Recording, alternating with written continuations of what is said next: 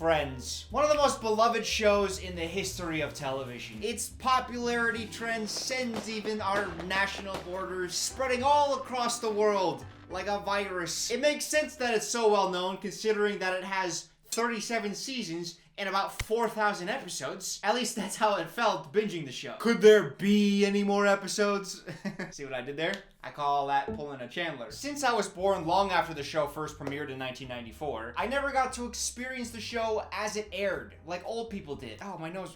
There we go. I have a nose ring. Now I'm 20 again. I had seen a handful of episodes of Friends before. I was familiar with the characters. I knew them all. Of course, you got Phoebers, you got Joel, you got Rick, you got Molly, you got Raquel, and then you got Chandies. I knew them all. I don't like being a passive fan of things, though. I want to really commit. So I set out on a mission. I was going to watch every single episode of Friends. And by God, through sheer will and determination, I finished the show in 6 days and 4 months. Pretty impressive, I know. Of course, this would not be a beer and a movie without a little Elky. I even got myself a Friends cup. In fact, I've had this for years. You can tell because there's a chip in it.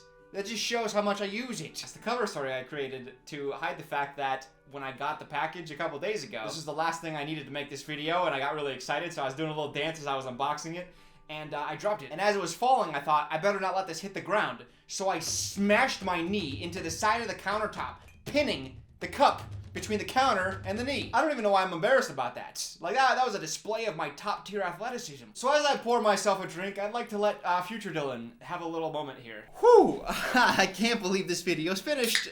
I'm so happy you guys finally get to watch this one. I started watching Friends last summer. So in a way, this video is like a year in the making. And this video here was always meant to be just some goofball's opinion, watching through a famous television show like Friends. Half my joy, though, of making videos is hearing your opinion. I'm not shy about my opinions. I don't want you to be either. Go down in the comment section. Let me know what your opinions are on the show, on this video. Let me know what you guys thought. Enjoy this one. I'm so happy that this video has finally come to fruition. It's finished. And I'm happy you guys are here. So, yeah, enjoy. Now we stir it carefully. Carefully, I like these pants. I don't want to spill today. Carefully, carefully. This is how you stir things. This is gonna be a long video, so sit back, ladies and gentlemen, because you're about to experience a thick one. A thick video. Gee, oh my god. The video is so thick because I hate going on YouTube and then finding a good video being like, hey, I watched all of something. Here are my thoughts in a 8-minute video. I can't finish a meal in 8 minutes. And then 7 of the minutes are just recaps. And then you have one thought. Here's your one thought on the entire series. No, today you're gonna get a lot of thoughts. We are gonna go season by season. And not only that, to spice it up, I thought it'd be fun to name season MVPs. Now, I won't be naming the season MVPs, of course. In my hands, I have 10 envelopes. All these are official. They're all sealed. Right? I can't tamper with any of them. These come from the Academy. The official Academy has sent these.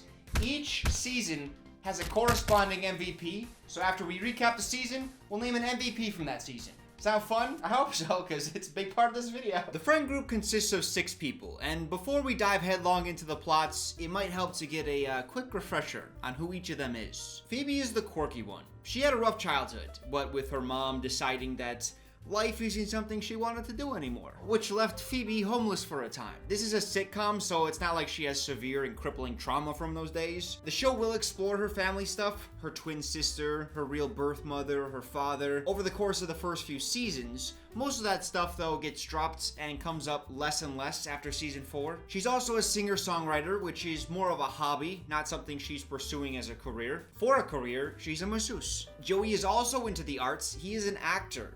Not a very good one. He's in some bad plays until he gets his big break on a soap opera, where he plays Dr. Drake Ramore. He likes acting, eating, women.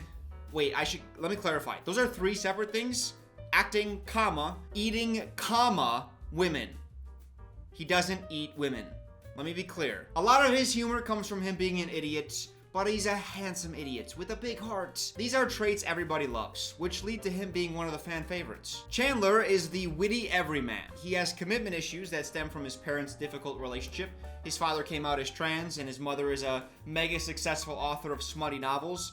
And those two had a rocky relationship when Chandler was younger and Chandler was caught up in the middle. So he did the old suppress and joke method of dealing with his trauma, where you take all that trauma and you stuff it in a bottle and then you put it somewhere deep inside of you where you don't have to look at it too often. And then anytime someone says, hey, what's that bottle? You make jokes and distract and deflect. His past stuff only comes up from time to time, and for the most part, Chandler, I think, is the one intended to be the most relatable of the guys. He's like generally level-headed, he's got a stable corporate job, he's a witty everyman. Rachel is the catalyst for the show's beginning. She runs into the Central Perk, which is the coffee house that they frequent, and she's in a wedding dress.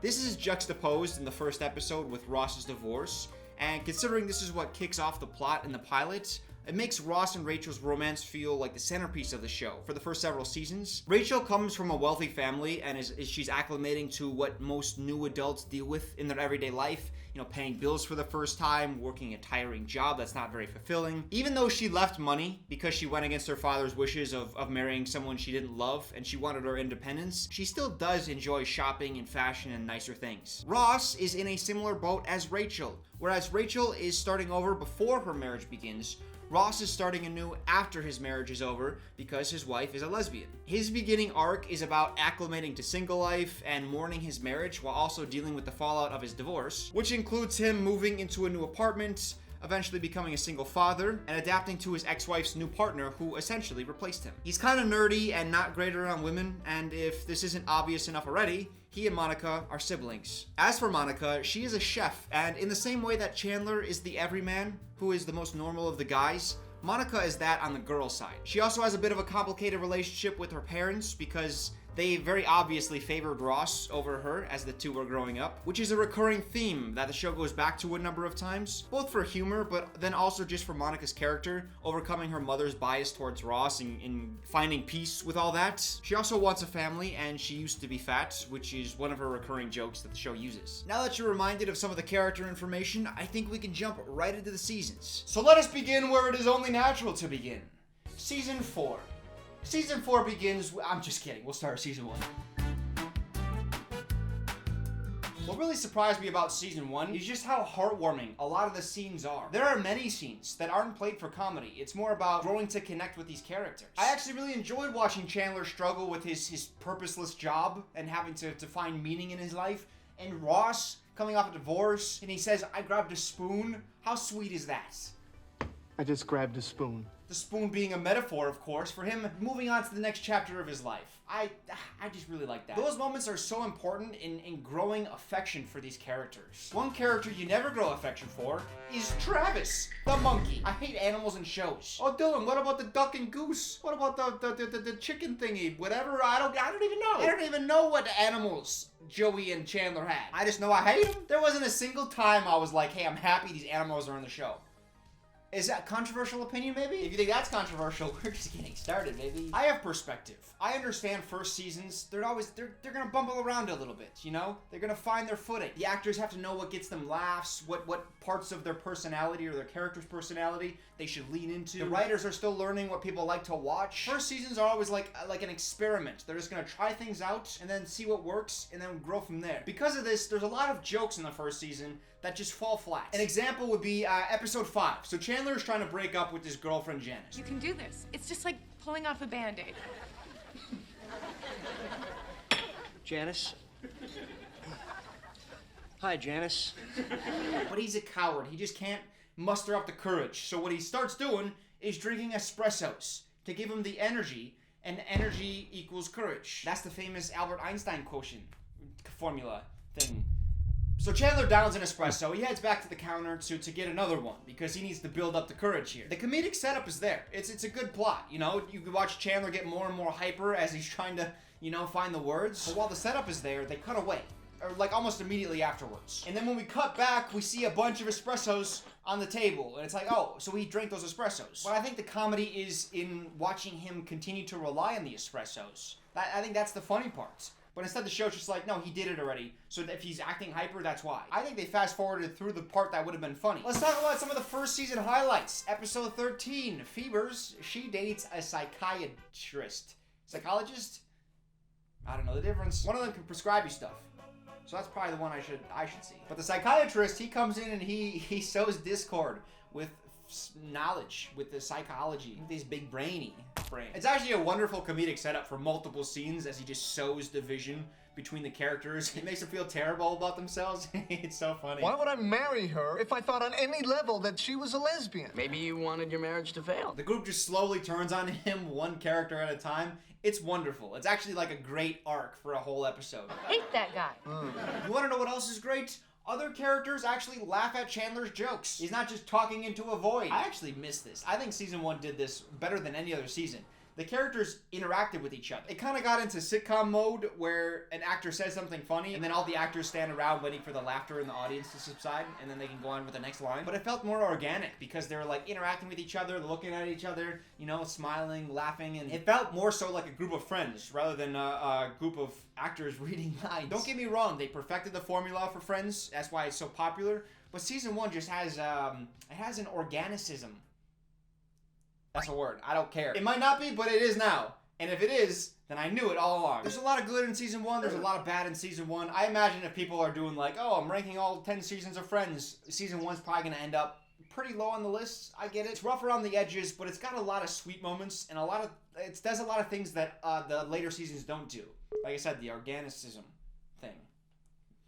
Remember when I said organicism and that was a word? I don't want to spend too much time on season 1 just because there's so much else to cover. So let's go ahead and move on to the MVP of season 1. Joe, can I get a drum roll?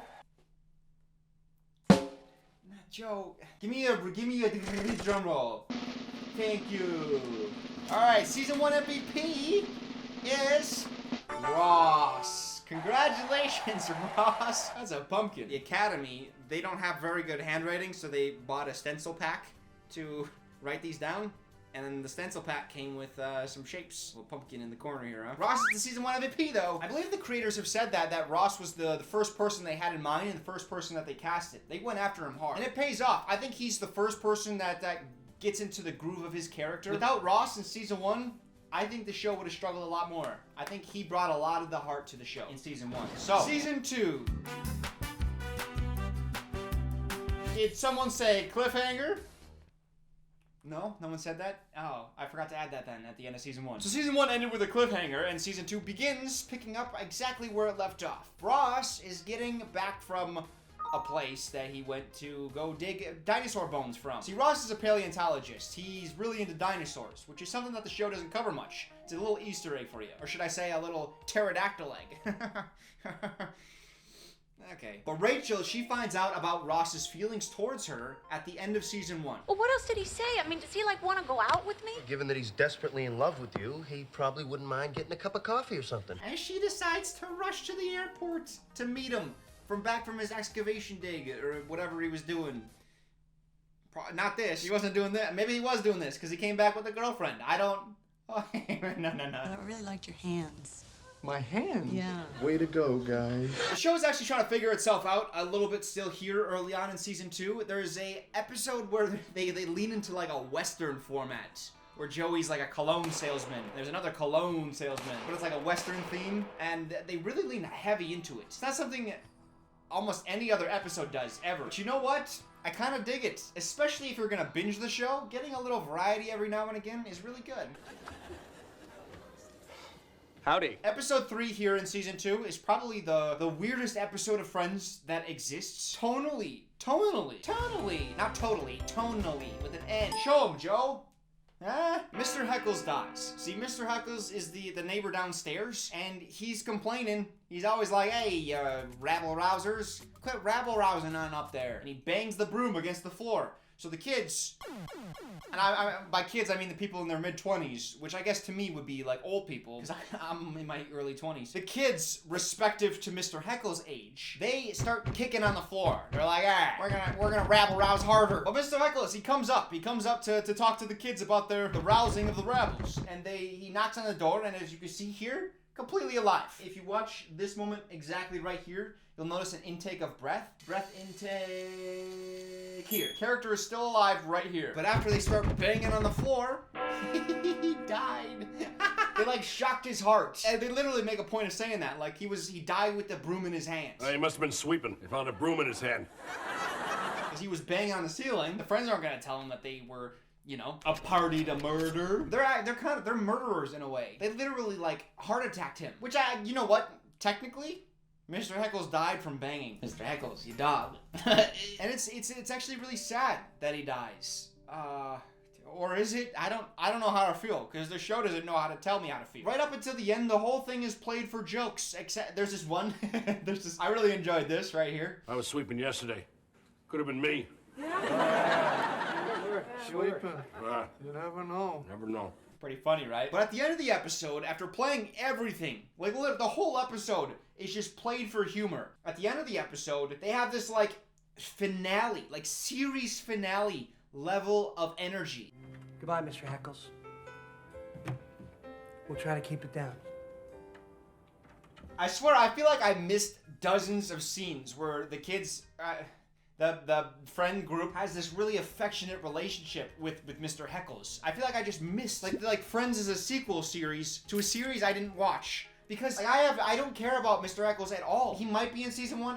I'm gonna be completely honest. I don't remember. But he's not someone that you like care about. He's just like this eccentric old man. But then when he dies, they give like this piano like, hey, we'll keep it down. See you later. Flip the light switch off, close the door. That's how you end a series. That's how Three's Company ended. That's how Friends ended. Huh? What's the final shot of Friends? They do the pan over in the empty apartment and then it's on the door. I thought the actor had died. But then come the series regathering, the reunion is what that's called. I couldn't think of the... Shut up. You get one vodka soda deep and then you try to put words together, alright? It's more difficult than it looks. In the reunion, here he is. He comes in. And if you look right here. There's a clear intake of breath. Still alive. It's a subtle but obvious sign that you know somebody's alive if you see a breath intake. I did take a litany of notes. One thing I noted is Chandler and Monica, phenomenal energy. They have phenomenal chemistry together. Even before they ever get together. Their relationship is never really even flirty. It's just like they're really good friends. And it's so wholesome. As far as I know, I think it was unplanned, Chandler and Monica getting together. But the wholesome moments, that worked out super well for the arc of Chandler and Monica. Having those moments early on and then getting together. Yeah, just exquisite. Oh, let's talk about episode 7. You guys know episode 7, right? I don't. I scripted that. I don't know what that means, though. Oh, it's the one where Rachel she drunkenly leaves the voicemail for Ross, confessing her feelings. She's like, I'm over you, Ross. And he's like, when were you under me? Oh, Ross, like, you know? And I swear, Ross is like concussed with that information. He's just so funny. Like, a clear MVP candidate right here. So him and his current girlfriend, they're about to buy a cat together, which is a pretty serious commitment. Like, you can't just get an animal if you're not gonna stay together, right? Because what do you just break up? Who gets the animal? But this is how he responds, right here. I can't deal with this right now. I'm gonna go get a cat. Cat. That's so funny. It's funny enough, I can't see anything. I'm looking at a green screen right now. I'm playing the scene in my mind, and I know how he says it, and it was still funny enough to make me almost spit out my drink. And of course, you guys know the scene, the Rachel Ross scene getting together, where he comes in, he's all pissed because he's like, I have a girlfriend now. Why do you have to tell me this now? I've been in love with you for so many years. It's too late. And then she yells at him, and he storms off furiously. I don't need your stupid shit. Good. And then she locks the doors on his ass, and he comes back. I gotta be honest, I got major serial killer vibes from this moment right here. Like, this is a woman crying, and he's just watching her? Like, you couldn't softly knock? Softly wrap your knuckles against the door there? You couldn't do that for her? You're just gonna watch a woman cry? Is that what gets you off, Ross? And then eventually she turns and sees him watching her, and she gasps. She audibly gasps.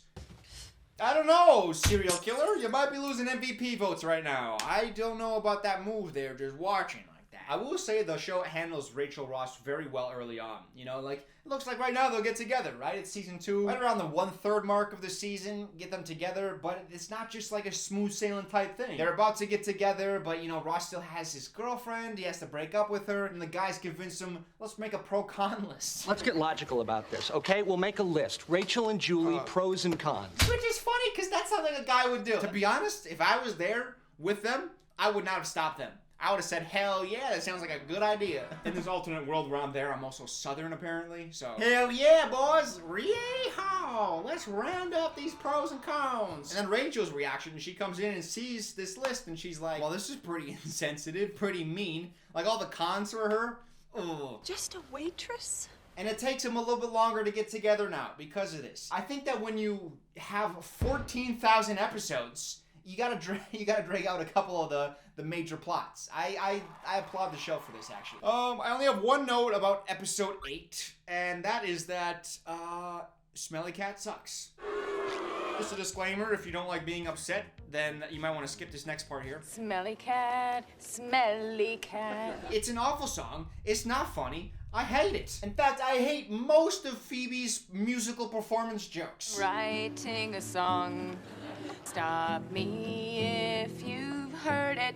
They're so inefficient. The formula for the jokes is always the same. It takes longer for the joke to get out because you have to sing it. So you have to have like a minute and a half to get 2 jokes out. Like, it's not efficient. I hate the monkey. I hate Phoebe's musical jokes. Who else? I hate the duck. Who else? I'm coming for you. I also have a note that in episode 16, at 12 minutes and 5 seconds precisely, Ross makes a funny sound. Should we see? I'm already seeing someone. Oh? Oh. Oh. Yeah, definitely was. Uh-oh, MVP of season 2 is coming up. Someone just got some votes. One thing that's gonna help Ross's MVP case for season 2 is that Chandler makes this declaration. I'm not gonna let you do this. You are surprisingly strong. Ross is strong. I would go as far as to say Ross Beefcake. Ross is a big old beefcake. Because when you think of beefcake, do you think of beef? No. Do you think of cake? No. Do you think of that beefy cake that Rachel made in that one episode? No. When you think beefcake, you think of Rostopher M. Geller. Since we're on the topic of guys and meats, let's talk about Joey's meat. I wanted to say that we should talk about Joey's meaty plot that he gets in season 2. It's a great plot. See, Joey, he gets fired from a television show. I think it's Days of Our Lives. He was a soap actor and he was riding high. And then he gets fired from the show for having too big of an ego. And then he has to go back down. He has to audition for bit roles. But I was Dr. Drake Ramore. It's like taking a step backwards. I'm not gonna do this. Roles that are just barely in the movie at all. And he has to audition. He thinks he's too big for it. He has like a really good exchange with Ross. Look, I don't want to hear this right now. I'm just saying. Well, don't. Just say. I wrote down that Joey is like a golden retriever, except dumber.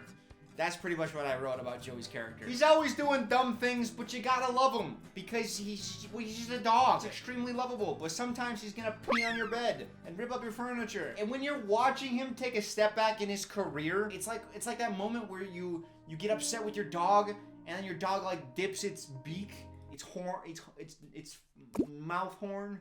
What do you call that? What do you call that contraption on a dog's face where it eats from?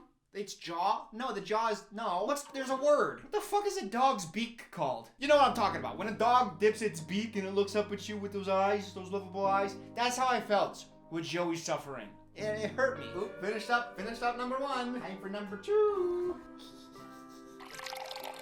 Let's talk about episode 20 quickly.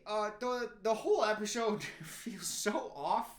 I don't know what the deal is there. I felt like I was watching a show trying to imitate Friends. I felt like I was watching Acquaintances, like a knockoff. The plot is Joey and Chandler, they don't want to hang out with Monica's older boyfriend. We're trying to figure out who to bring to the Knicks game tonight. We have an extra ticket. Why don't you take Richard to the game? Richard's really nice and everything. It's just that we don't know him really well. Plus, he's, old. She convinces them to hang out with him, so they hang out with him one time, and now they are so, like, desperately in love with him, they try to imitate his every move, his every action. Chandler grows out a mustache. Joey starts smoking cigars. The whole plotline just feels so forced. I didn't like it. Here's a great Joey joke. Relax. Go get a beer. I don't want a beer. Who said it was for you?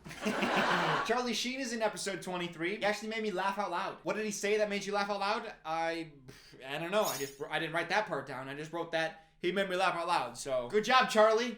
One of your jokes was really good. You know what's funny? I'm imagining you guys in the comment section being like, hey Dylan, love the video. I laughed really hard at one of your jokes. I can't tell you how pissed off I'd be at that comment. I'd be like, which one? Are you not gonna tell me the joke? Don't do that, please. Listen. Please don't do that. Please do not do that. Actually, you know what? I don't care. You do it. You know what? I challenge you. Do it. Reverse psychology is an awesome tool.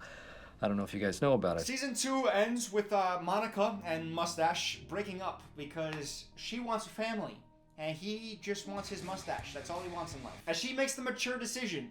You know what? I feel like Monica doesn't get a ton of credits. I'm gonna talk about this later. I don't remember exactly what I scripted. But I remember writing something about Monica being the glue of the show, all right? And I'm gonna talk about it later. And I also hate that she broke up with Mustache because they were great together. I actually really like them as a couple. If she never got together with Chandler, I think she would have been with him the whole time. I would have been totally fine. And I hate it, especially knowing her love interest for season 3. Oh my god. But we're not there yet. We gotta do MVP. Season 2 MVP. Who is it gonna be? From my limited communication with the Academy, they have told me that it's not going to be Ross. They thought it would be unfair if he won 2 in a row. But instead, the MVP for season 2.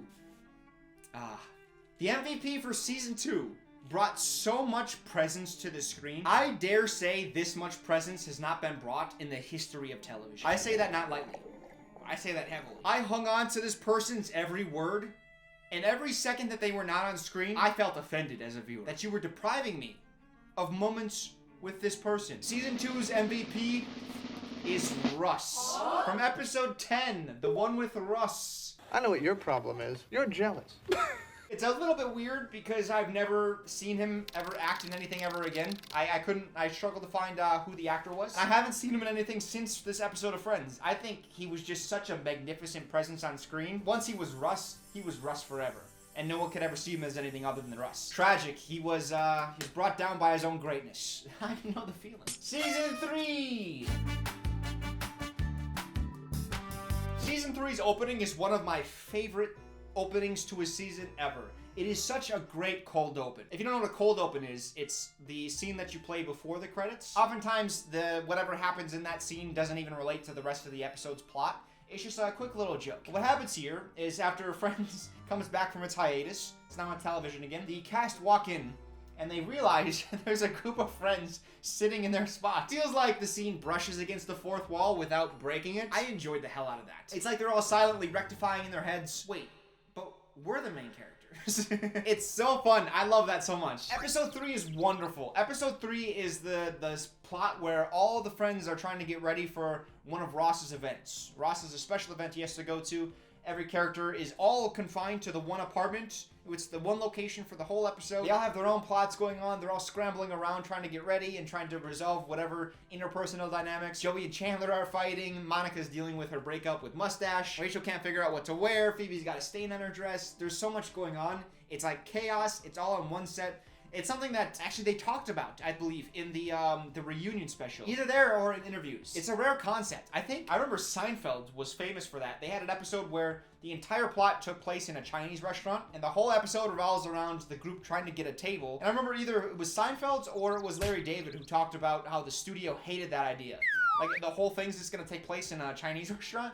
Like, that's gonna be the whole plot. I don't think that's gonna work. And then they did it anyways, and it was a massive success. It's kind of what this was here in Friends. But in Friends, they did it to save budget because the show... You know what? I don't know where the show's budget went. I don't know how Friends was as expensive as it was early on because I know that there's a lot of episodes and there's a lot of crew, but everything is on set. They didn't do anything crazy. There wasn't many stunts. I don't know what the budget of Friends was. It can't have been very high. I just love the simplicity of this episode. It's just jokes on jokes. Some of the plots intertwine and then untangle. It's actually...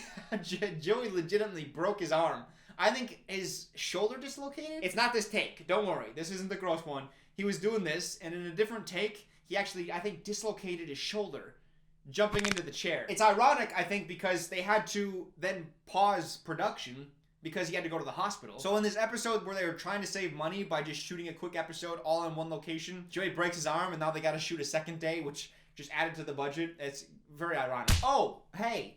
Is now a good time to say something that people are gonna hate? Listen, Ross and Rachel, they're a terrible couple. I hate them together. Ross has a work event that is very important to him. Thank you. And Rachel sabotages him intentionally. She refuses to get ready. Instead of seeing that he has to deal with like a bunch of chaos from the rest of their friend group and just support him, she instead gets upset because he yelled at her because he's like, no, you have to pick something to wear and we have to go now. She's like, don't yell at me. I'm not gonna go now. And then also we have Ross, who wants to so badly celebrate the anniversary of him and Rachel getting together. But Rachel's got a new job. She's like, don't come to my workplace. We have some serious deadlines.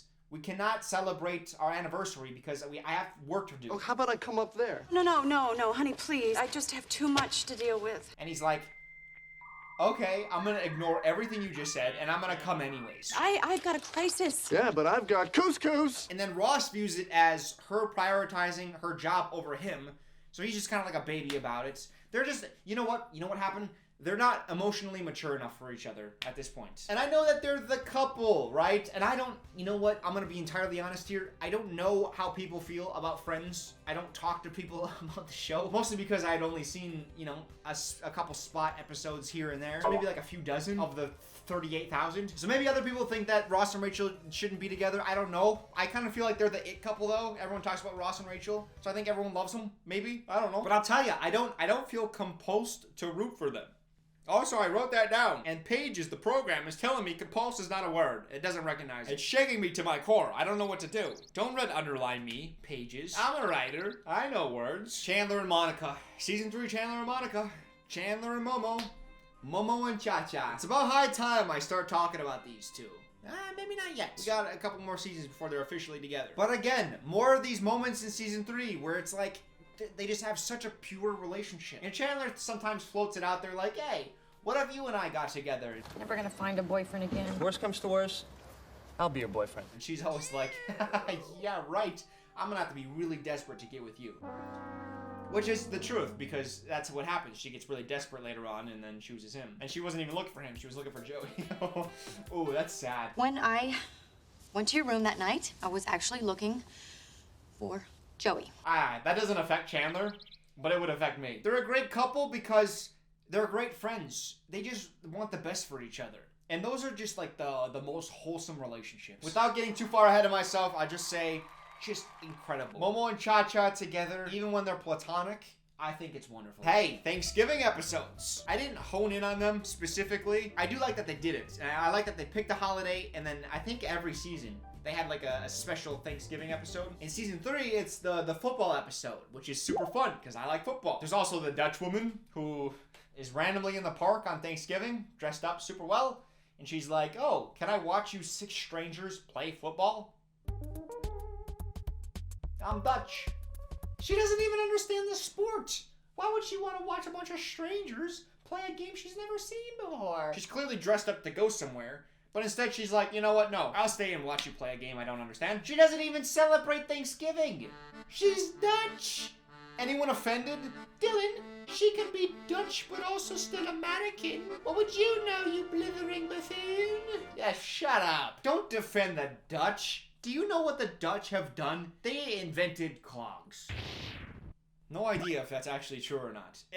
But I'm gonna tell you, that information came from the same part of my brain that tells me compulsed is a word. So I'm pretty sure I'm right. Hey, you wanna see something cool with green screen? Hey, check this out. Hey, Joe, alright? Joe's my editor, by the way. Where do Dutch people live? I know this information. I love geography. Dutch people live right here. Pretty smart of me. Point is, Thanksgiving episodes are great. I love them. On that point, actually, kinda. Monica and Ross, great duo.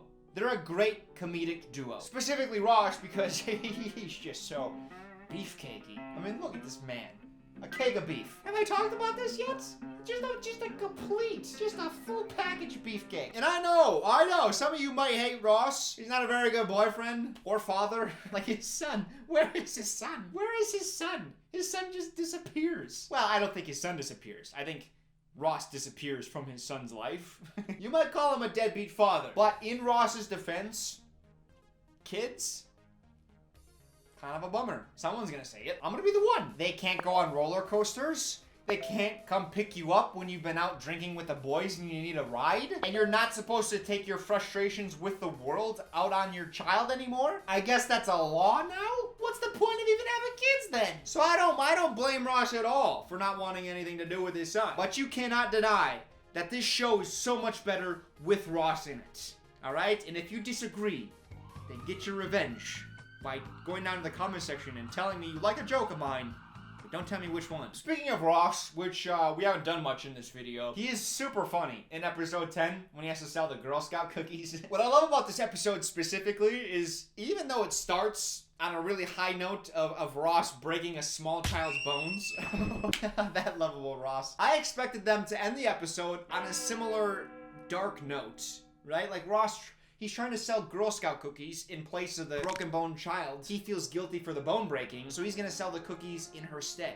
And he tries to sell enough to get her the top prize, which is a space camp journey trip thing. But unfortunately, he comes in second. So instead, he invites the girl to come over, and they give her like this really nice makeshift space camp experience. It was really heartwarming.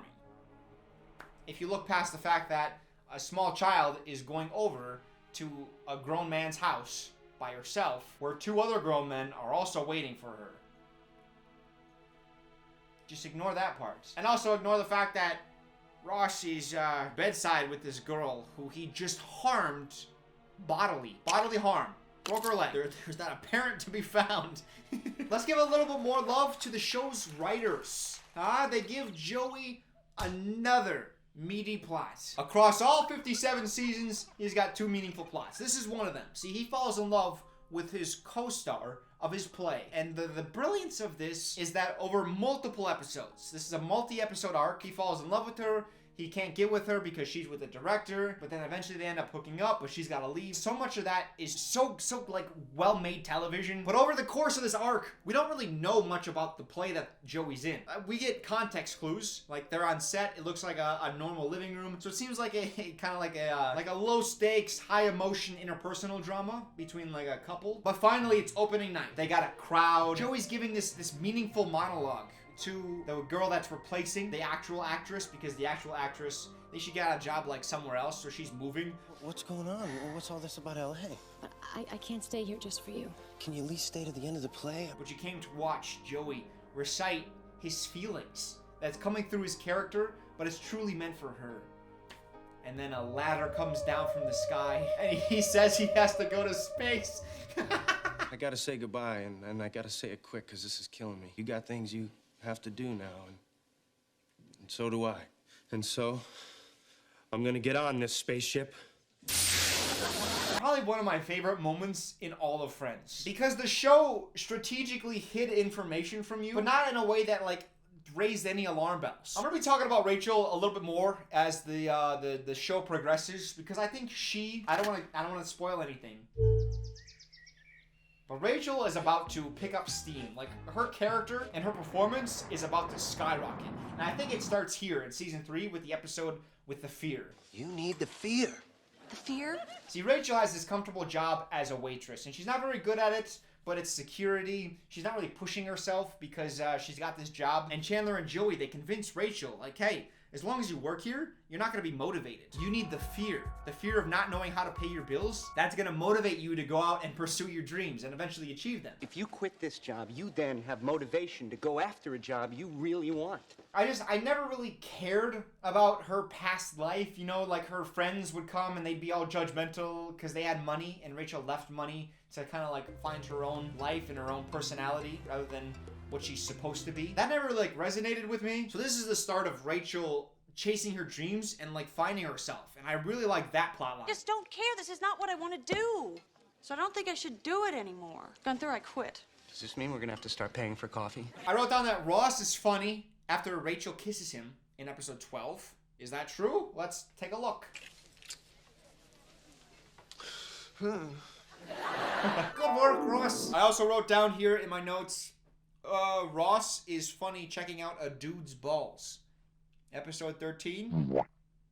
Oh, so Ferbs is dating a new guy, right? And this guy he goes commando. He wears shorts with a wide berth. Chandler notices, and he tells Ross, go take a peek at this dude's balls. And I don't think that's funny in and of itself. It's funny how Ross plays it. Let's watch. The won't be necessary.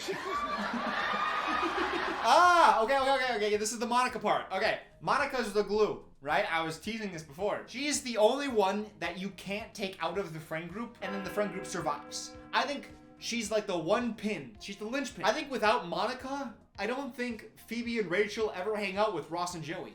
I think Monica is the linchpin, right? So I want to give her some credit. It feels unfair because I don't think Monica gets as many comedic setups as some of the other actors get. I don't know if that's true. That's just the feeling I get. But I think she's an integral part of the show. So I just want to give Monica a little love here. And I always found her relationships pretty endearing, right? So in season 3, she starts dating this guy. I don't know who this guy is. I thought this was Mustache before. But this guy doesn't have a mustache. And Mustache did have a mustache, so I don't know who this character is, but she starts getting into a situationship with him. They can't be together. She gets all cutesy because she tries to surprise him by showing up at his apartment with roses and wine. And then he brought a girl back and then had to kick her out, and she felt all embarrassed. It was actually pretty endearing. Okay, you know what? I'm not fine. That's what the show was built on. It was like, hey, watch these 20-somethings find themselves. They find their careers and their relationships. That was the whole premise of the show. I think of everyone's successes, I was most rooting for Monica. I did not want Monica to find happiness with the billionaire, though. This feels like a fever dream. This was a real thing. It wasn't even like just an episode or two. This was an arc. This was a serious love interest for Monica, the billionaire. It is the worst type of romance, because at first, she's not attracted to him. I so want to be attracted to you. But you're not. He's like, you know what? Don't worry about it. Just try to date me anyways. You don't have to be attracted to me.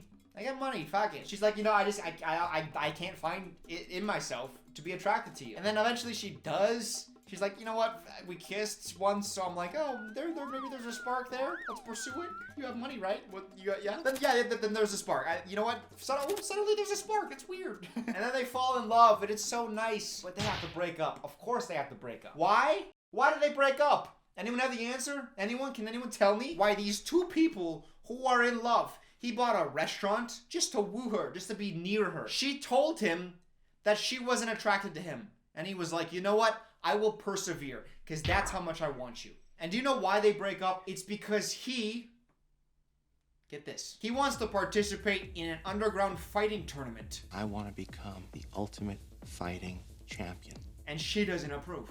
You want to what? Oh, I just love the show Friends. It's so grounded in reality. All of a sudden, there's a billionaire who wants to be an MMA fighter. Except he's so bad that he gets his ass kicked and he's in a full body cast. And that's the reason why Monica can't be with him. And I can't get over that part. Because the show handles relationships in a pretty real way. Even in, like, the guest appearances. I think about Ben Stiller, right? He doesn't show Rachel his true side. But Ross sees it and tries to convince Rachel that the guy's no good. Quick! What are you quacking about? He's so funny. This is actually so great. He's yelling at the animals, and I love that, because fuck the animals. Yeah.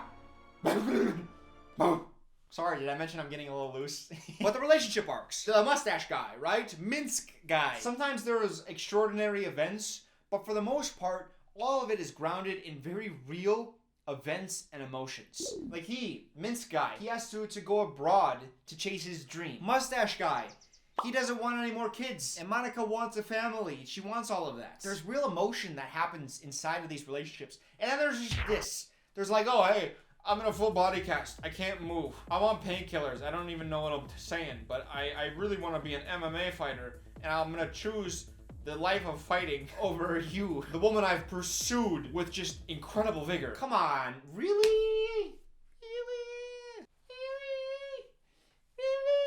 We're also going to touch on another controversial relationship. Rachel and Joey. We're going to talk about this a lot more, but the propaganda starts here in season 3. She decides to read his favorite book, and in exchange, he reads her favorite book. I love this plot line. Watching Rachel and Joey invest in each other's stories, there was something so, I don't know, it warmed my heart. And let me tell you something. Guys, men, any men listening to me, how do I get a girl? I don't know how to do it. I have the cheat code. And I'm not joking in the slightest here. I know I've been drinking. I have the truth. You want to know how to win a girl's heart? Read her favorite book. Did you just hear that? Gasps from every woman alive, realizing that I've cracked their code. And you know what? It doesn't matter. It doesn't matter that they know, that I know, and that you know. It's still gonna work. Read her favorite book. Let her talk about her favorite book. Have an actual opinion and an actual conversation about it. I guarantee you, there's nothing bad that can happen. You could have the worst opinions. The fact that you read her favorite book and how you feel passionate about it, it's just like, you know? Just like, full on. They love it. Look at how Rachel reacts to Joey having read her favorite book. Look at this. Look at these contact. Look at this contact here. Right here. It's a little bit unfortunate, but I also do need to do something that I don't want to do, and that is hold Ross accountable. Not only is he not supportive of Rachel's career, It would be nice if you'd realize that it's just a job. Just a job? Yes. but he also forces his way in between her and a colleague because of jealousy. She was originally going to go with an attractive male colleague to a fashion lecture, and Ross was like, I would love to go. Really just to get in the way. And then he falls asleep. It's just douchey behavior. Like, you know how much she likes this. It's just, they're not a good couple. And also, she hates his dinosaur stuff, too. So, this is a two-way street here. Eventually, when they do break up, Listen, Ross. You can hate him. He's so funny. When he's hearing the breakup message that Rachel left, just listen to this. Listen to This this. whole breakup thing is just stupid. Yeah. I love you. I love you. Let's stop focusing on Ross and Rachel and focus on another unexpected duo. And a very dynamic one at that. And that is Chandler and Rachel. They're so good together, comedically. Did you or did you not tell him that I was looking for a serious relationship? I absolutely did. You idiot! I'm sure you're right, but why? You know, you should never be allowed to talk to people. I know Chandler gets a lot of the laughs. We're still in season 3. I want to wait till like season 5. But like Jennifer Aniston, outside of Ross, she brings the most to this show of any of the characters. Like, she's so good. All the characters, every single one, have their moments. They all shine brightly.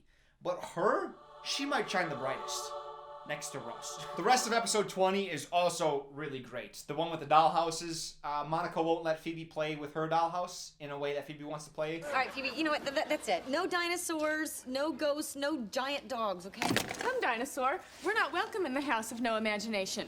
So Phoebe creates her own dollhouse, and it's so much cooler than Monica's. Look, everybody. Look at my new dollhouse. This is the coolest house ever. It's a great Phoebe plot. And you'll notice, I don't really talk about Phoebe much. Why is that? Dylan, hello. Why is that, sir? I've realized now, after finishing the show, you are either in one of two camps. You either love Phoebe and all her quirkiness and everything that she brings, or you stay silent about her, because those that do love her are psychopaths, and they will hurt you. So you just remain silent and hope that they don't come for you. I did watch some of the bloopers, though. A comprehensive watch of Friends. Even watching bloopers. I think she has my favorite line of all the bloopers I've seen. The best quip. Go ahead, Phoebes. Doesn't Ben go to Smithfield Day School? Yeah, You go there too?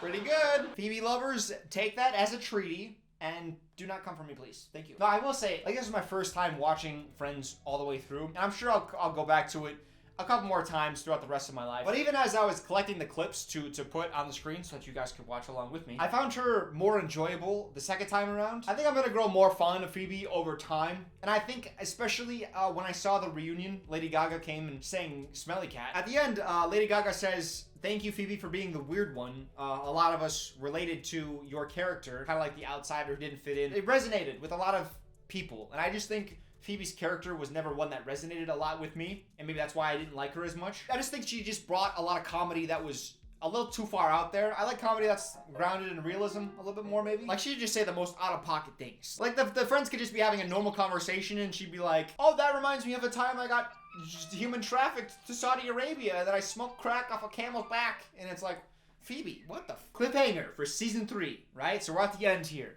Ross has a choice to make, right? He's currently dating this woman right here. But he now knows that Rachel, she still has feelings for him. And now, Ross has to decide between whether he chooses Rachel or his new girlfriend.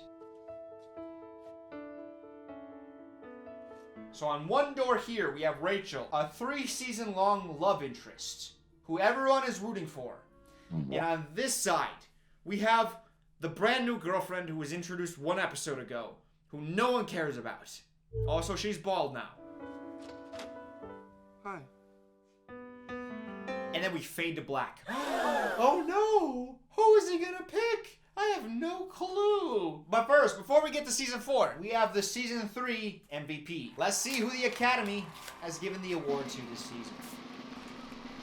Oh. Your choice. It says here that the Academy is granting me my own MVP. I get to choose. Season 3 MVP. That's on me. Let me think here. Oh, this is so sudden of a development. I haven't had time to think this over. I want to give it to Monica. She carried several romantic arcs this season, and she's the glue that holds the group together. She deserves an MVP award. But this season's MVP is Ross. Oh, what's that? Oh, no, it's not Monica.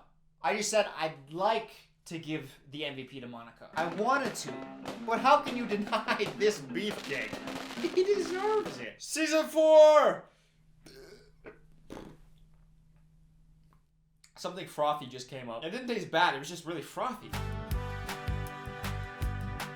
Listen, I don't know what it is, but Season 4, Episode 1 hits. All of the jokes are on point. All the actors are locked in. Very crisp, very well done episode. Out of every season opener of Friends, I think Season 4's opener is the best of them all. Of course, we pick up from the cliffhanger, and shocker, Ross chooses Rachel. But Rachel, she doesn't make it that easy, right? Ross, before they get back together, he has to read 18 pages. 18 pages. Back and front. Front and back! That contain all of her feelings. She wrote it all down for him to read and consume. And Ross is like, 18 pages? What is this? The Magna Carta?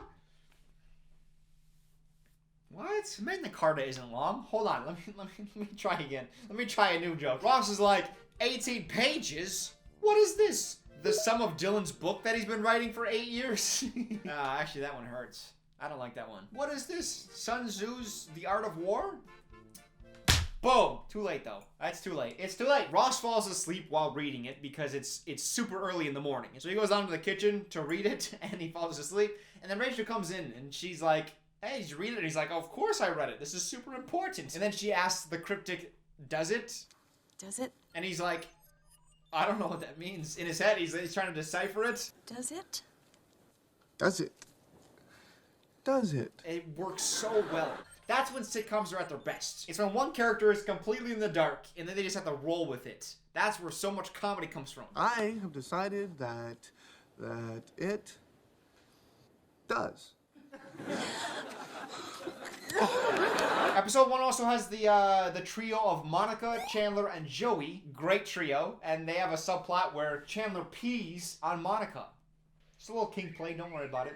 No, okay, so it's because, come back. It's because Monica got stung by a jellyfish. The way to relieve the pain is to pee on it. I think they overplay that plot a little bit because it's not that embarrassing. Because they treat it like, we can never tell a soul. We take this to our graves. No one can ever find out about this. In reality, it's kind of just like a fun story to tell your friends where everyone goes, gross. Because, like, these friends know a lot about each other. And it's not all flattering. This story, where Monica got stung by a jellyfish, and the best way to relieve it is, you know, getting peed on. Like, Ross knows it's the best way to relieve a jellyfish sting quickly, right? So, like, scientifically, you got that with Ross. Phoebe, she lived on the streets. I would wager Phoebe's been peed on before in her life, right? So I don't think she'd find it that weird. And then Rachel, she'd probably find it a little weird. But she'd be outnumbered by Ross and Phoebe. So I think they overplay it a bit. I don't think it's that big of a deal. Joey, we swore we'd never tell. They'll never understand. Episode 3 has such good Rachel Chandler humor. One of the ways that I think Friends could have been even better is they should have paired Chandler and Rachel for more subplots. I think they work so well together. I also think Ross and Monica should have been paired for more subplots because they're wonderful together. But I think of all the duos, I think Rachel and Chandler together are the best. I have it written down here that the worst laugh track noise ever recorded here was in episode 4 at 11:33. Should we cue it up? Let's see if I was right.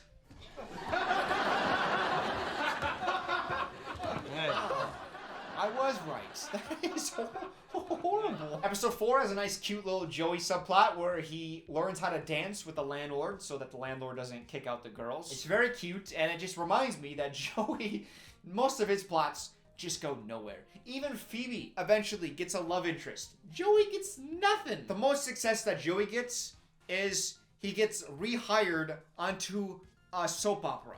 That's like his character's peak. I'm just so pissed. We'll talk about it later. Episode 6 has one of the best subplots of any episode ever. It's when Ross, he starts dating a gorgeous woman, and she invites him back to her place. Except her place is trash. It is disgusting. It is a mess. Listen to this, listen to this, listen to this. Guess who? Department of Sanitation? Department of Sanitation. That's so funny. And then when he sticks his hand in black goo, I was dying laughing. This was so good. This episode also has a plot where Chandler falls in love with Joey's girlfriend. Chandler kisses her, and then she tells Joey, we can't be together because I've met someone else. And then Chandler has to be like, hey, I'm not someone else. It hurts Joey so deeply because Joey is such a loyal guy. I would never do that to you. And to see his best friend do this to him, I'm gonna be honest, Chandler does this to Joey like 4 times throughout the show. He does something that like hurts Joey deeply. He also helps Joey in a lot of ways, but like this is a recurring theme with Chandler. But in this case, where Joey kisses the girlfriend, he at least makes it up to Joey by laying in a box.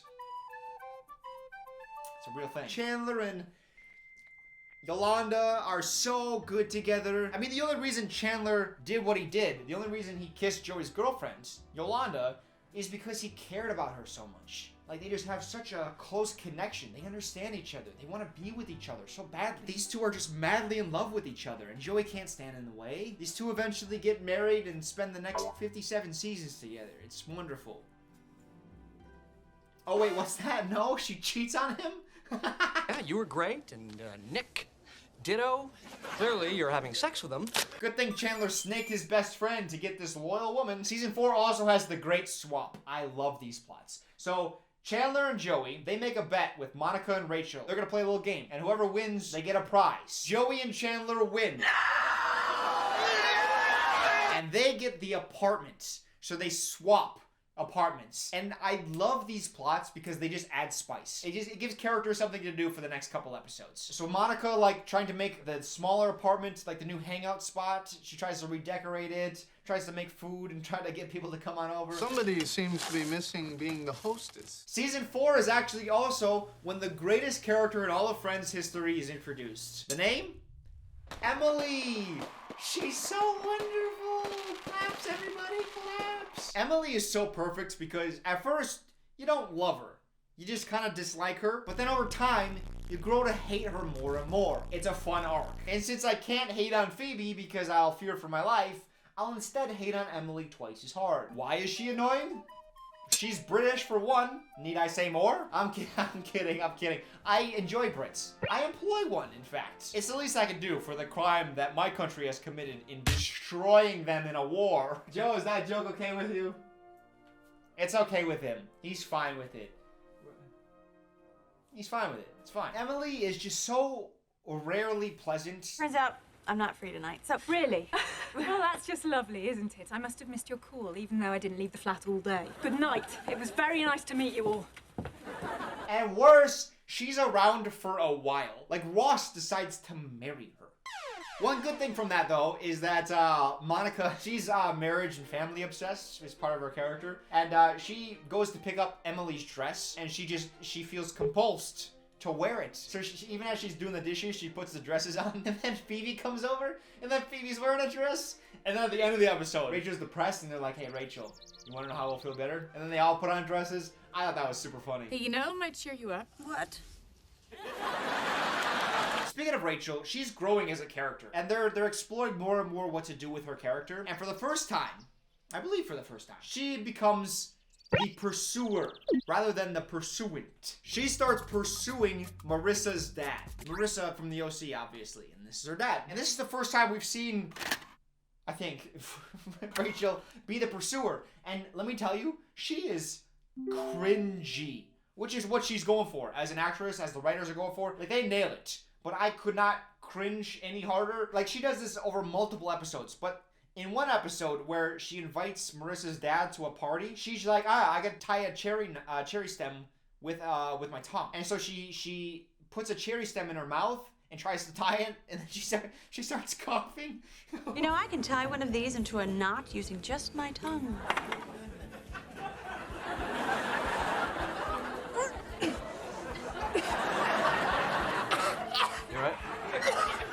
And then she suggests they play spin the bottle so that she could kiss him. And then they get distracted, and then she's like on the ground and she's like sniffing his leg. Oh, I couldn't. I can't. And then when she fails to win his attention, she's like, I'm gonna go put on my old high school cheerleader uniform. And then she decides to do a cheer for him. Give it E! She does like a cartwheel. Oh, hey, this is one of the angriest moments I've been with all friends. They do this really lame sitcom thing where instead of like getting a stunt coordinator and filming it in a unique way, instead they're like, Rachel's doing a cartwheel. Oh no, there's a crash sound effect as she went off screen. There's no humor in that, in not seeing it, in falling off screen. This is season 4 of Friends, and you're doing falling off screen jokes? You don't have the budget? What do you... I would love to see the budget of Friends. In later seasons, they started making just crazy amounts of money. But even in like season 4, where's your budget? Because this joke sucks. When she falls off screen and then was like, oh, I'm okay. I just got hurt badly. It's like, that's not funny. And then that plot line, it actually ties up with the wedding dresses I was talking about. Because when Rachel finds out Ross is getting married, she feels like competitive and left out and like emotionally vulnerable. And she's like, maybe I should get married as well. Maybe I should just spur of the moment do it. Because Ross did it, I should do it too. So she's like, hey, Marissa's dad, how about we get married? What if we got married? Now keep in mind, they've been on 4 dates. This guy just got divorced, and his divorce isn't even finalized. And he's like, no? And then later he comes by. This is the end of the episode where they put on the dresses. The 3 girls are sitting there with the dresses on. I did my best to convince him that I'm not some crazy girl who is dying to get married, and I'm just going through a hard time. Hey, you know, it might cheer you up. And then they open the door, and he's there. I gotta go.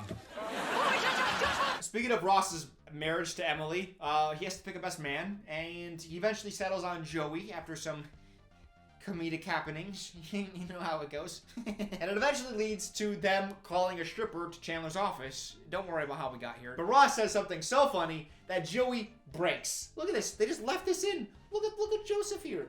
Look at little Jojo. He's full on breaking. This is an aggressive breaking of character. And they just left it in. I don't blame Joey for breaking. I don't blame him at all. Ross is just too funny. I get it. In the end, Joey screwed up and lost the ring. The duck ate it. The freaking duck. And Joey tries to relinquish his role. He said, let Chandler be the best man. Chandler's the best man for the job. And Ross was like, you know what? No. I want both you guys. I don't want a best man. I want best mans. I want best men. I want a best cadre. Is that allowed? I don't care. It's America. It's allowed. Although they don't get married in America, they get married in,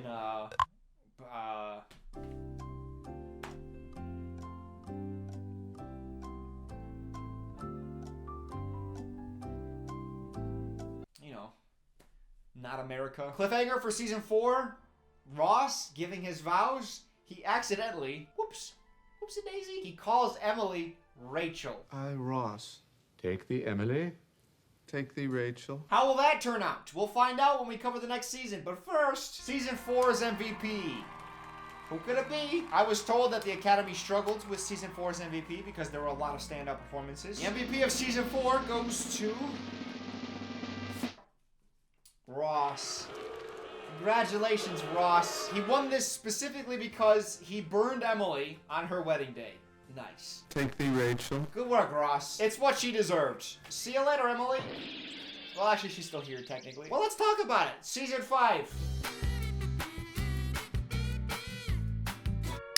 Very good, very good, very, very good. Day 2 for me. You guys won't notice much different, except my attire. I'm going for Chic Explorer. What do you guys think? Does it work?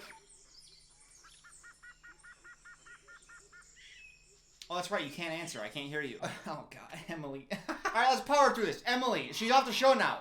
I mean, kinda. She's very clearly not in the first episode of season 5. Look right here. I can promise you, this is not Emily. This is a woman in a wig. But they did get this shot, right? Which is just recorded in a completely separate location. But the first episode, Emily she locks herself away in a bathroom, and Ross makes sure not to be able to see into that room, because then we'd see Emily's not in there, so he just kind of sneaks on right out through there. Apparently the show had meant for Emily to become like a major player going forward. Like she was gonna marry Ross and move to New York, and I am so happy that the actress was not about it. She wasn't a fan. She has some quotes. What was this? She called the show a gilded prison just because of the fame that it brought. She also didn't like the fact that she felt like she was just there to make some quick jokes about England. Well, I like those jokes, so I don't think that's a problem. Sorry, Joe. Your country is just asking for it. I'm just happy she's gone, right? Well, she's there a little bit. She's on the phone for a couple episodes, but she's mostly gone. So let's move on from Emily and talk nice about Phoebe. Phoebers! You guys know how I love the Phoebes. She has one of my favorite jokes of Phoebe's is actually in the first episode of season 5 when Ross said the wrong name. Which, by the way, I'm so surprised that they continued on with the wedding. Like, he said the name of his ex as he was saying his vows. It's like, maybe we should just like postpone. But instead, Emily's like, no, hold on. Let's bind our souls for eternity first, and then we'll see if we can resolve it. But Phoebe tries to come in clutch, because she was on the phone. She heard, you know, she got she's pregnant with triplets. Her brother's triplets. Her brother's babies are inside of her. You're lucky I'm not talking about Phoebe, because how wild is that? I do like that. There's a season 9 moment with her and Mike, where she references having her brother's triplets, and then Mike is like, I'm sorry? I guess it just brings back memories, you know, from when I gave birth to my brother's triplets and I had to give them up. I haven't told you about that yet, have I? We're not there yet. She's got the triplets. She couldn't go on the flight because her due date was coming up. So she's on the phone. She heard Ross say the wrong name. And so she calls the mother-in-law, Emily's mother, and she's like, this is Dr. Falange. Ross forgot to take his brain medication. Great Phoebe impression. I just over time watching the show, I picked it up. It's like second nature to me. Ross forgot to take his brain medicine. Ross forgot to take his brain medication. And then the mother-in-law is like, Phoebe, that's you. And she's like, oh no, it's not Phoebe. I'm Dr. Falange. Oh, you must need the brain medication too. Oh my God, Phoebe. No, not Phoebe, Dr. Phalange. It's funny. It's a little bit dumb. It's a dumb bit, but so am I. So I liked it, you know. So Emily flees. Ross can't find her, and he's at the airport because he's supposed to be going on his honeymoon. Now, Rachel, she booked a last-minute flight, so she doesn't have a flight back. So she meets Ross in the airport, and she's like, maybe you should just go on your honeymoon. And Ross is like, you know what? I should, and you should come with me. Why don't you come? You can lay on the beach, and I can cry over my failed marriage. And she decides, you know what? Absolutely. Let's go on a honeymoon together. She's still in love with him, remember? She went to England to break up his wedding to tell him that she still has feelings for him. You might think, hey, Dylan, Ross is making a mistake here. You probably shouldn't say her name and then also invite her to the honeymoon. But to that, I say, don't you fucking dare question Ross. He is a 3-time MVP winner, all right? He doesn't need to answer to any of us. Emily comes, and then that's when we get this shot where it's clearly not her. Oh, but then we turn around, it's a different location. Don't worry about it, they stitch it together, it's fine, whatever. She's out of the show, I don't care. Let me give some props to the camera, guys. Look at this, ready? You are about to watch what's known as a rack focus. That's when the focus shifts from either the foreground to the background or the background to the foreground. Ready? Watch, 1, 2, 3, now. I'll do it. I was about to say, how good is that? But to be honest, that's like the most basic camera trick. You know what's so funny is like, that I can't express to you how simple and basic that was, but that is the only time Friends ever did anything interesting with a camera. I had to rewind it to make sure I saw it correctly. One of my favorite and most underrated moments in all of Friends, I cannot tell you how much I love this. No one is ever going to talk about this but me. When Monica is showing Rachel some of the photographs from the wedding, you know how Monica is pretty neurotic about cleanliness and such, so she hands Rachel the photos, and Rachel isn't like that at all. Oh, honey, sweetie, by the edges. I mean, you know, I'm just gonna have to accept it. I mean, it's my Sweetie, edges, fingers, smudgy pictures. Oh my God! I love that so much. I think the reason I like that so much is it reminds me of season 1 and how they were the organicism, which, by the way, I went and looked up. That's a word, baby. There's an organicism to this, right? They feel like a friend group. It's just so within both of their characters, and it just shows that they're so tight because Rachel just does something that would piss Monica off, and she just does it spitefully, but they're still great friends. You know, like, that just feels so real to me. Rachel here in season 5. Aloha, baby. Rachel here in season 5. She's also becoming, dare I say, the funniest friend. It's the second episode, and she's consoling Ross, because she wants to get back together with Ross, right? So she's gonna be there for him. She's got a plan. Monica is trying to keep them apart, and Rachel, they're having a little spat, and Rachel can't think of a comeback. Leave Ross alone and go get Dave. What the hell are you trying to do? Well, so she's just thinking, and then thinking, and thinking, and then all of a sudden she like throws the clothes on the ground, runs inside, locks the door. That's awesome, man. Rachel, But let's swing back, actually, and talk about Chandler and Monica. We can finally talk about it in full now. Because guess what? They're a couple. In the last episode of season 4, Monica's underneath Chandler's sheets, and that must have been so much fun watching, on a week-to-week basis. There was some preamble to it, but they alluded to it, and they're like, that's never gonna happen. And then it happened. So they set up your expectation to like, hey, no. We thought about it, no, it's not happening, and then they do it. It's so fun. They also want to keep their relationship a secret because, reasons. I think there's like some... Fuck. Already? Jesus. How did this creep up on me so fast? The sneaking around stuff, not that fun. Like when Chandler is caught kissing Monica, and so then he goes and then kisses everyone who comes in. Oh, he picked that up in England. That's a British thing. What the hell was that? Probably some European goodbye thing he picked up in London. I didn't think it was that funny. I think the crowd probably thought it was pretty funny, so I'll give it a pass. But then there's the morning when Monica sneaks across the hallway to come visit Chandler in the middle of the night. It's 3 a.m. She comes in, and they're being sneaky cautious, right? And then Chandler, he slams the door, which wakes Joey up. Like, the whole point of coming over at night, in the middle of the night, is so that they could be together secretly. And then Chandler just, like, bangs loudly. Well, let me rephrase that. Chandler slams the door loudly. It wakes Joey up. And Joey comes out, and he's like, oh, what time is it? Monica, why are you here? Monica? And there's like easy. There's a mouse in my apartment. There's a bug in my apartment. I needed someone to kill it. I couldn't do it. There's a litany of excuses that you could come up with, and that would be passive. But instead, Monica and Chandler try to convince Joey that instead of being 3 a.m., it's 9 a.m. What time is it? 9. But it's dark out. Well, that's because you always sleep till noon, silly. This is what 9 looks like. As if Joey has never been awake at 9 a.m. in his life, and he just wouldn't know. I'm gonna talk about Joey's stupidity a little bit later, because I don't care. I kind of like that he's dumb, and then they made him dumber over time, which I know some people don't like. I like that. I'll talk about it a little bit later. But this is just like, no, I don't buy that. I just can't. You cannot convince me that he's that dumb. However, once Joey finds out, that's when the fun begins, because Joey has just the best reaction. It's one of the highlights of the series. His eyes get all big, and he starts, oh, you know, and then they have to pull him in and then reveal it to him. You? And you? It happened in London. In London?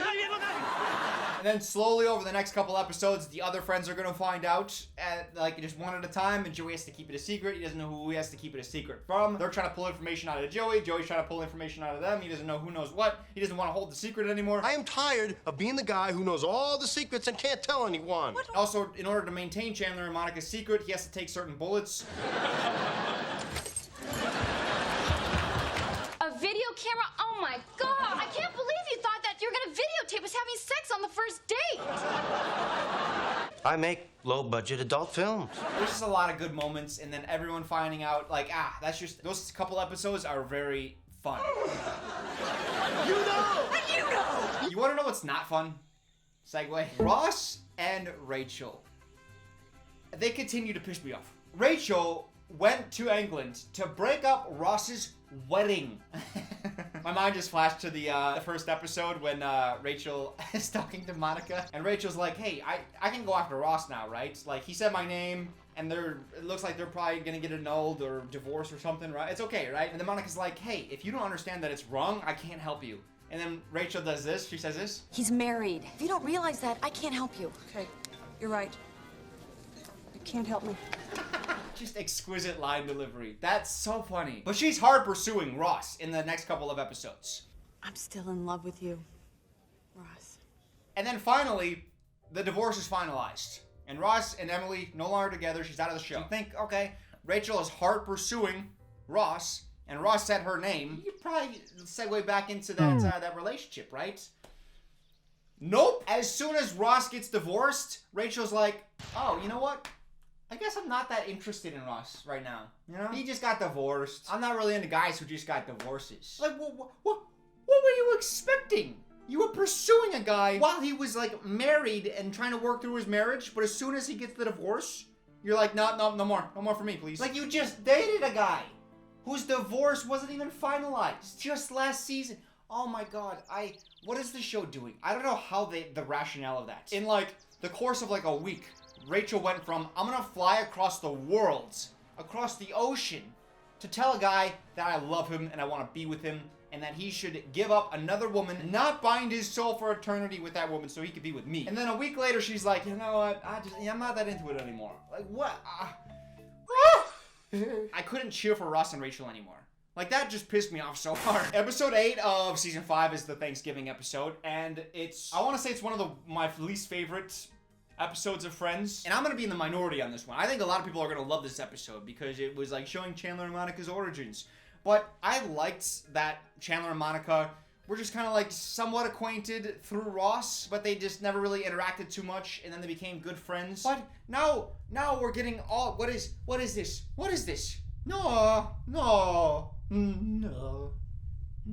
They don't have to be Ross and Rachel, where they have like a long history that's complicated and there's like a long tension between them. No! They didn't have to be flirty in the past. They could be what they were, and it was perfect. But then you go back and you're like, okay, we need to add some tension now. They're getting together, we need to add some like past sexual tension now. No, you don't. Just leave them the way they were. Also, like, I know they retcon this, because Chandler, we find out in this episode, he lost his pinky toe. What? Like, or part of his pinky toe. Monica dropped a knife that chopped off one of his toes. The little piggy that went to the market, it's gone now. He stayed at the market. It's gone forever, just like my father. Went to the market one day and not come back. And I know it's retcon because, like, we've talked about Chandler's third nipple. You have a third nipple?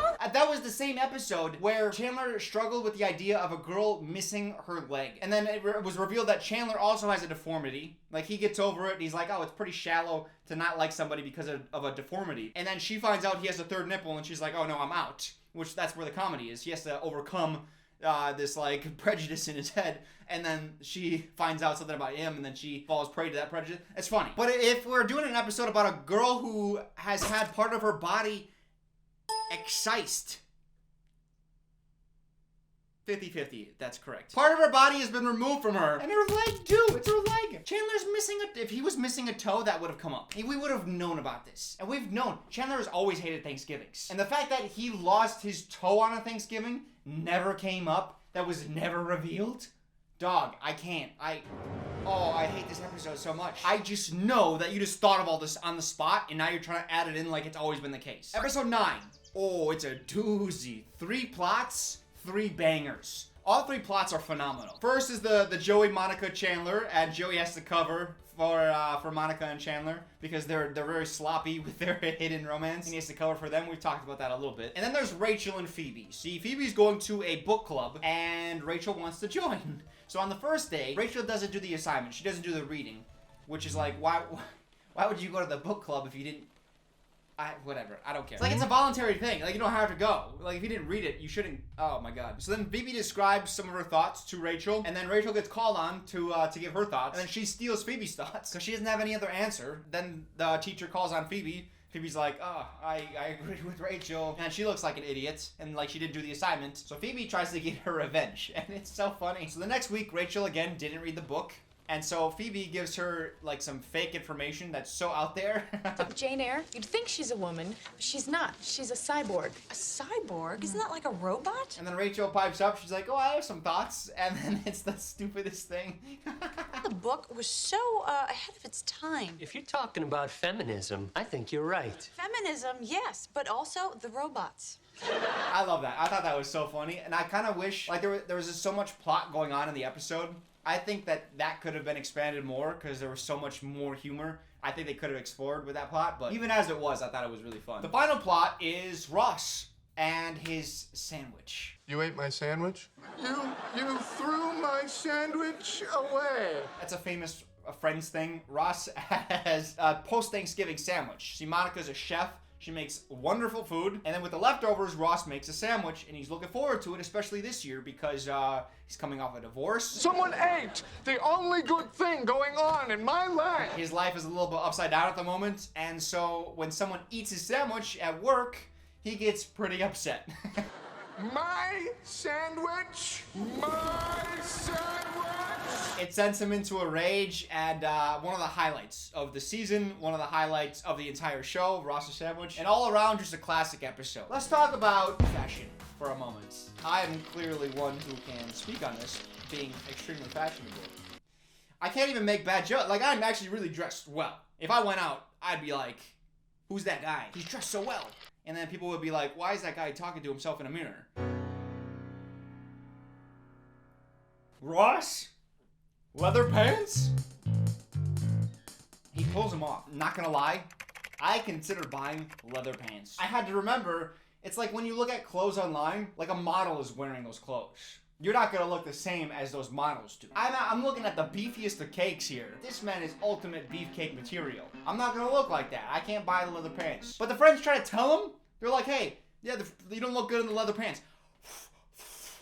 Fall.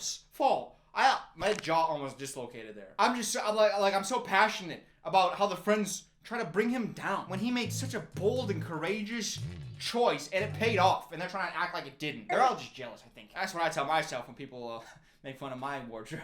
Well, Ross is on a date, and he gets a little warm, so he's like, I need a little fresh air. These pants, leather pants, they retain heat too much. And my balls are like heaters right now, just warming this whole place up. So he goes to the bathroom and he takes his pants off, and he realizes that with the heat, the leather has shrunk, and now he can't get the pants back up. So he tries a bunch of stuff. It goes horribly wrong. It's super comedic. It's a wonderful plot. I think as a guy, we've all been there. Our pants are down. We can't get it up. Hold on. Hey, you want to hear something funny about Emily? It's been like a day and a half since her and Ross officially got divorced, and she's getting married. What? This blew my mind so hard just for how useless this development was. Ross comes in and he's like, hey, my ex-wife, who our wedding was like 3 weeks ago, and now she's getting married to somebody else. We never talk or hear about Emily like ever again.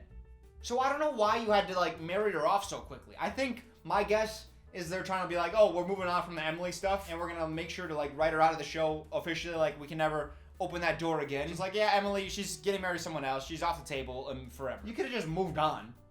It just felt so weird. Like the woman she was just getting married to Ross like a week ago. What are you doing? I know a lot of people love Chandler and Monica together, and they're a really good couple. A vast majority of their plots are so boring. From like a healthy relationship standpoint, I like them as a couple. From an interesting standpoint, I hate them. A part of that too is like, I know Matthew Perry went through a lot of like substance abuse issues, because there was episodes where he's like reining it in so hard, and there's episodes where like he's like almost like slurring his way through. When he brings it, it's very good, but he didn't bring it all the time. But there's a plot, episode 13, Monica gives bad massages, and Chandler doesn't have the heart to tell her that her massages aren't very good.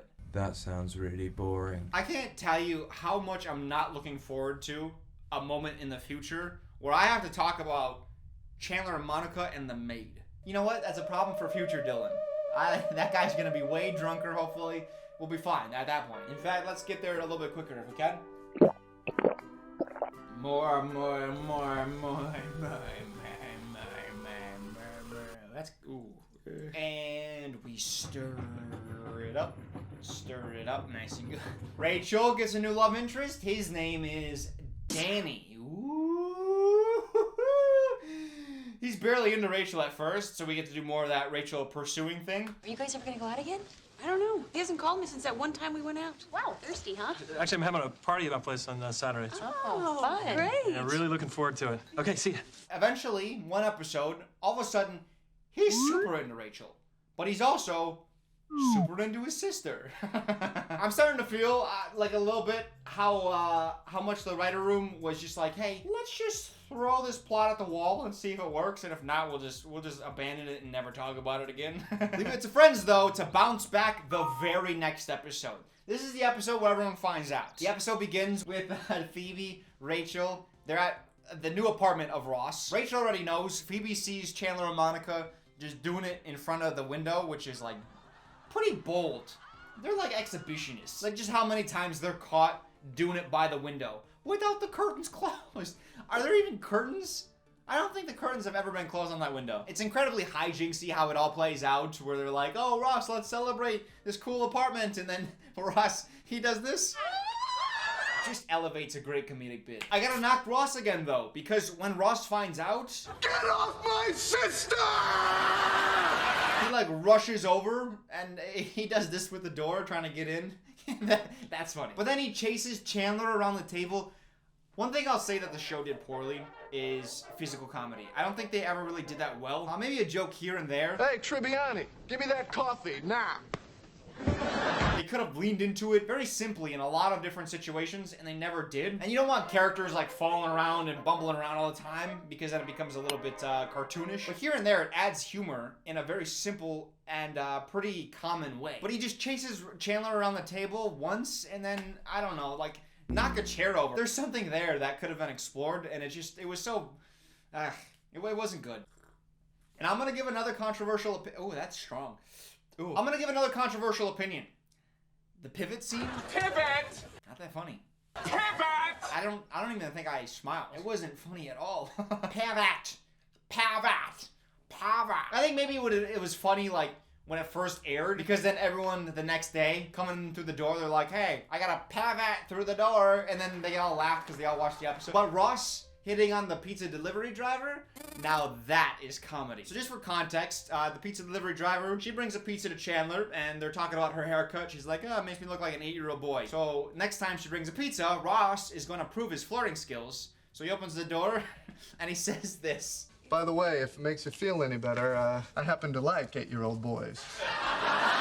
The rest of that episode, he just keeps going. He keeps trying to flirt, and it just never works. You know that smell gas has? Was I talking to her about gas?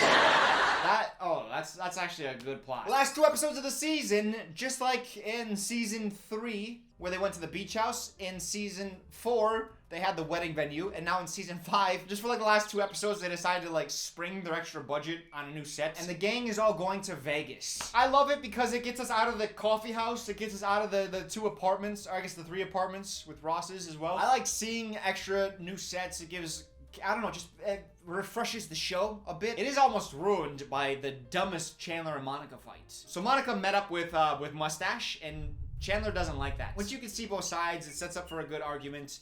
But then Chandler's like, you know what? I'm being dumb. I'm gonna go talk to Monica. And Monica is also feeling bad, so she's like, I'm gonna go talk to Chandler. But on her way to the room, she walks by a table and puts a chip down just because she found it on the floor, and she wins, and she keeps winning, and she's having a blast. So Chandler comes down to make up with Monica, and he sees her gambling at a table in Vegas and having a good time, and he just gets so pouty. This is probably the least I've ever respected Chandler in the entire show, because he turns around and then they fade to black as if this is like some monumental issue in their relationship. What are you angry about, bro? You're in Vegas. She's in Vegas. She's at a table playing craps. Who cares? God, he's so annoying. And worse, because the next episode picks up with Chandler with his bag slung around his shoulder. He's like, bye, Monica. I'm leaving. I'm going home. See you later, Mom. But Chandler, what are you doing? What does it look like? I'm going home. So then Monica's like, no, don't leave. Because she thinks he's actually going to go. And she's like, come on, like, I want you to stay. And then they make up, and it comes out that Chandler, hey, nothing in the bag. The bag was empty. He was never going to leave. Okay, this is empty. The level of just pathetic energy I got from that, he wanted to like just make a scene. Like he's not like a 21-year-old kid. Like this is a grown man who's about to marry her, and he's throwing these pouty little tantrums to try to like inflict poor feelings into Monica so she feels bad for him. I don't know. Just deep levels of disrespect I have for Chandler right now. The cliffhanger is great though, because Chandler and Monica are like, you know what? Let's just get married here and now. And then they go to like the wedding house, the house of wedding. What do you call those? I should know this. Oh no. Only they're too late, because out comes Ross and Rachel, hitched like a couple of baboons on a tire swing. It's a saying. You gotta be from the South to get it though. So let's quickly do the ceremony for season 5, the MVP. This season's MVP is Rachel. Ex Ross, congratulations. No, I'm kidding. It is actually Rachel. She has become such a force on the show that as much as I want to just continuously give it to Ross, I can't, because her performance in the show is just accelerating so quickly. And I think season 5 is her at her best. And also, how did the season end? her marrying a 3-time MVP winner. That's MVP energy right there. It's just to crawl into the lion's den with the lion. I respect it. It's bold. Season 6. Phoebe comes out with one of the best lines just early on, right out of the gate. Joey's talking about like, hey, let's renew our friendship. And she says, a renaissance? Are you asking me to have a renaissance? I just like that so much. I don't know why, I just did. Hey, remember when Ross and Rachel got married? They were drunk and they didn't realize. And when they do find out, oh, this is just a couple of MVPs showing off. Wait, hello? We didn't get married? Get married? That's ridiculous. And over the next couple episodes, they split up. I kind of wish they had just stayed married. Because they have actual chemistry now. Like, before, they didn't have much in common. It just never felt right. They weren't mature enough for each other. But now they've evolved both as people, but also in their relationship with each other. Like, she's very much come out of her shell and found her true personality. And he's not like walking on eggshells around her, like not trying to lose her because he's loved her for so long and it was unrequited. Now it just feels like two equals who know who they are, they have chemistry, they have history. It actually works now. And Ross, man, he feels snubbed from not getting season 5 MVP because he's coming out season 6 with a vengeance. He is so good in these early episodes. He is in tip-top form. He tries to convince Rachel, like, hey, why don't we stay married? Why? Because I don't want to be a guy who's been divorced 3 times. I wanted to talk to you about that whole annulment thing. Yeah, I'm not gonna do that. I can't have 3 failed marriages. And then eventually Rachel's like, hey, this is crazy. No, we're getting divorced. We're getting annulled. And then Ross is like, okay, fine. I'll get us annulled. And then he tells Rachel, like, hey, don't worry. Everything's straightened out. We're not married anymore. And then he sits down with Phoebe and he's like, hey, Phoebes. Fevers. Furballs. Get this. Rachel and I, we're still married. Okay, see ya. You want to hear something weird? Always. I didn't get the annulment. What? We're still married. Don't tell Rachel. See you later.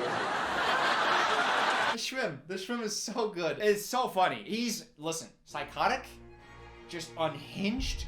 Keep this guy away from me with a 30-foot pole? Absolutely. But so funny. Phoebe wants to convince Ross that it's okay to be divorced 3 times. Women aren't gonna judge you harshly. So in order to prove that to him, she brings Ross over to a group of 3 women and she's like, hey, my friend Ross has been divorced 3 times. Would you not date him because of that? And they're all silent. And I'm thinking that, oh, that's just a quick joke, making fun of Ross. Then they cut away.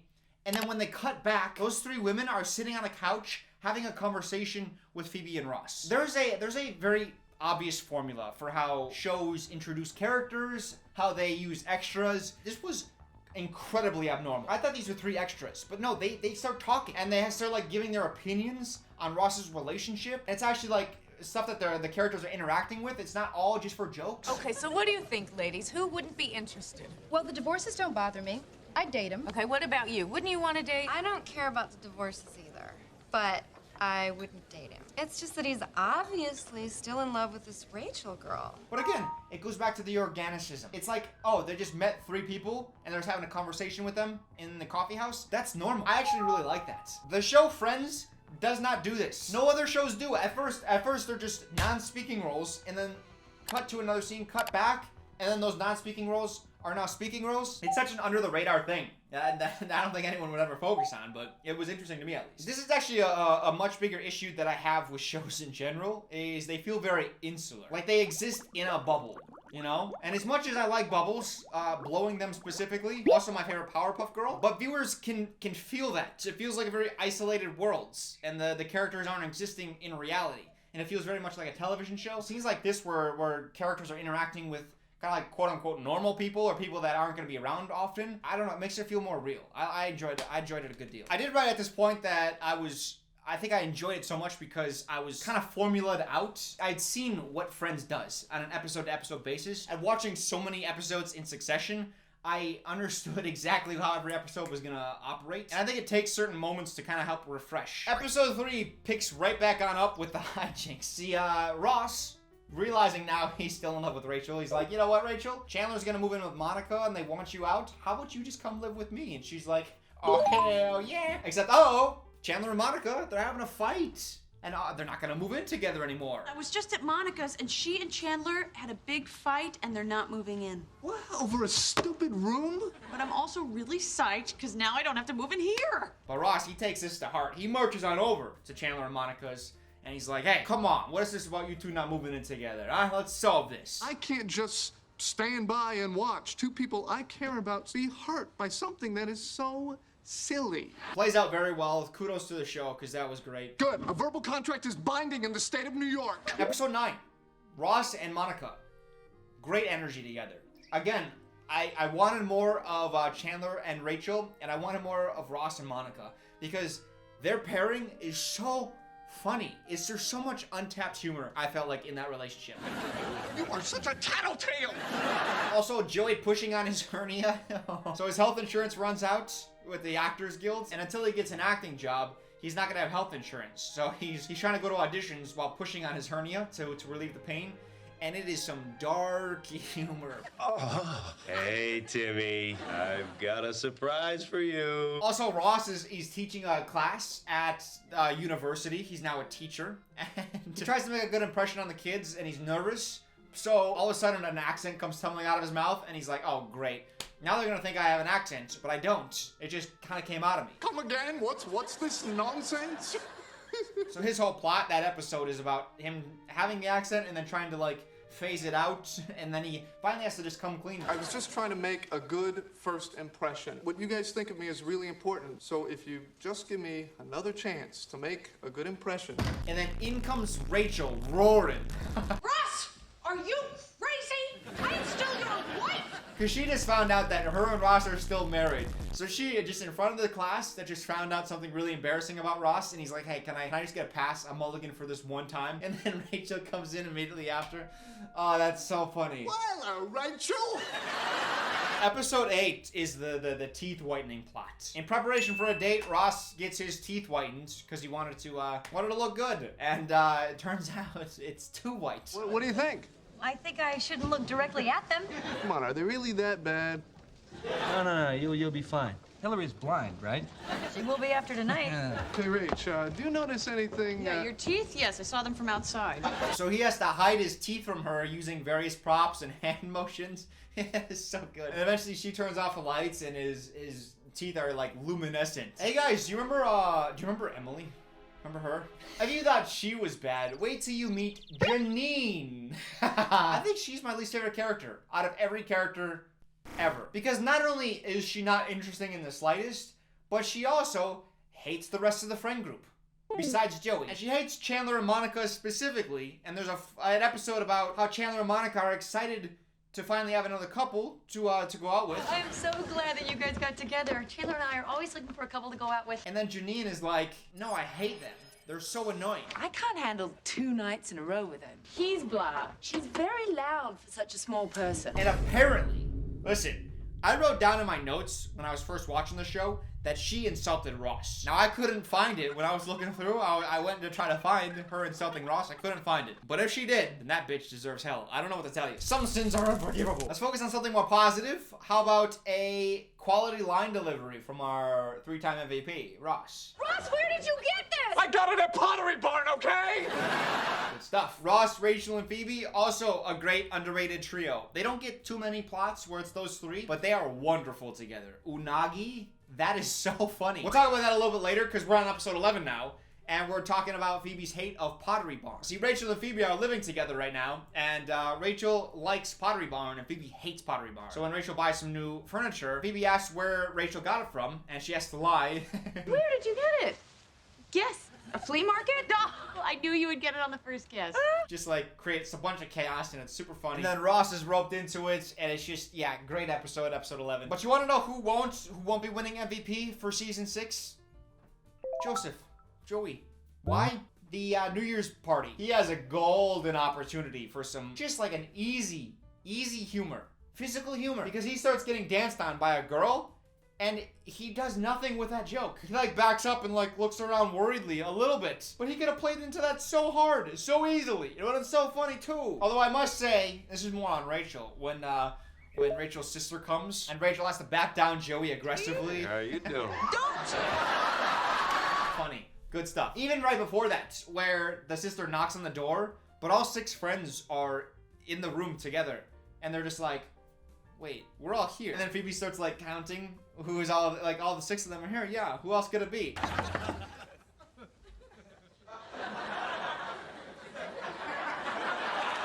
I actually like those jokes. They're very, again, it's kind of like at the start of season 3 where it brushed against the fourth wall. They're almost making fun of the fact, like, who else is important in this world? Like, who else would ever come to our apartment? Episode 17. I did talk a little bit of smack about Chandler and Monica's plots. They still have some good stuff here. And then season 6, episode 17, where they have to make each other their anniversary gifts, I think it is. But both of them forget, right? They can't just go out and buy something. They have to make something. Can I ask you a question about the Valentine's Day gifts? Yeah.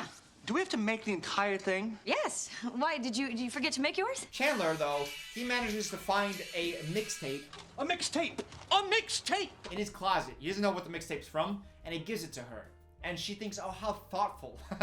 What a great gift! And she feels so bad because Chandler sees through the fact that she didn't plan anything out. It's actually a callback from an earlier scene, too. It kind of comes full circle. It's really nice. But she feels so bad that she makes it up to him. She, like, cooks for him. She does, like, other romantic favors, you know what I'm talking about, for him. And then finally when they play the mixtape, her favorite song on there, The Way You Look Tonight, I think it is, that's playing, they're slow dancing, and then all of a sudden, Janice's voice comes on the tape. I love the way you look every night, Chandler. That's so funny. I can't believe I didn't talk about unagi.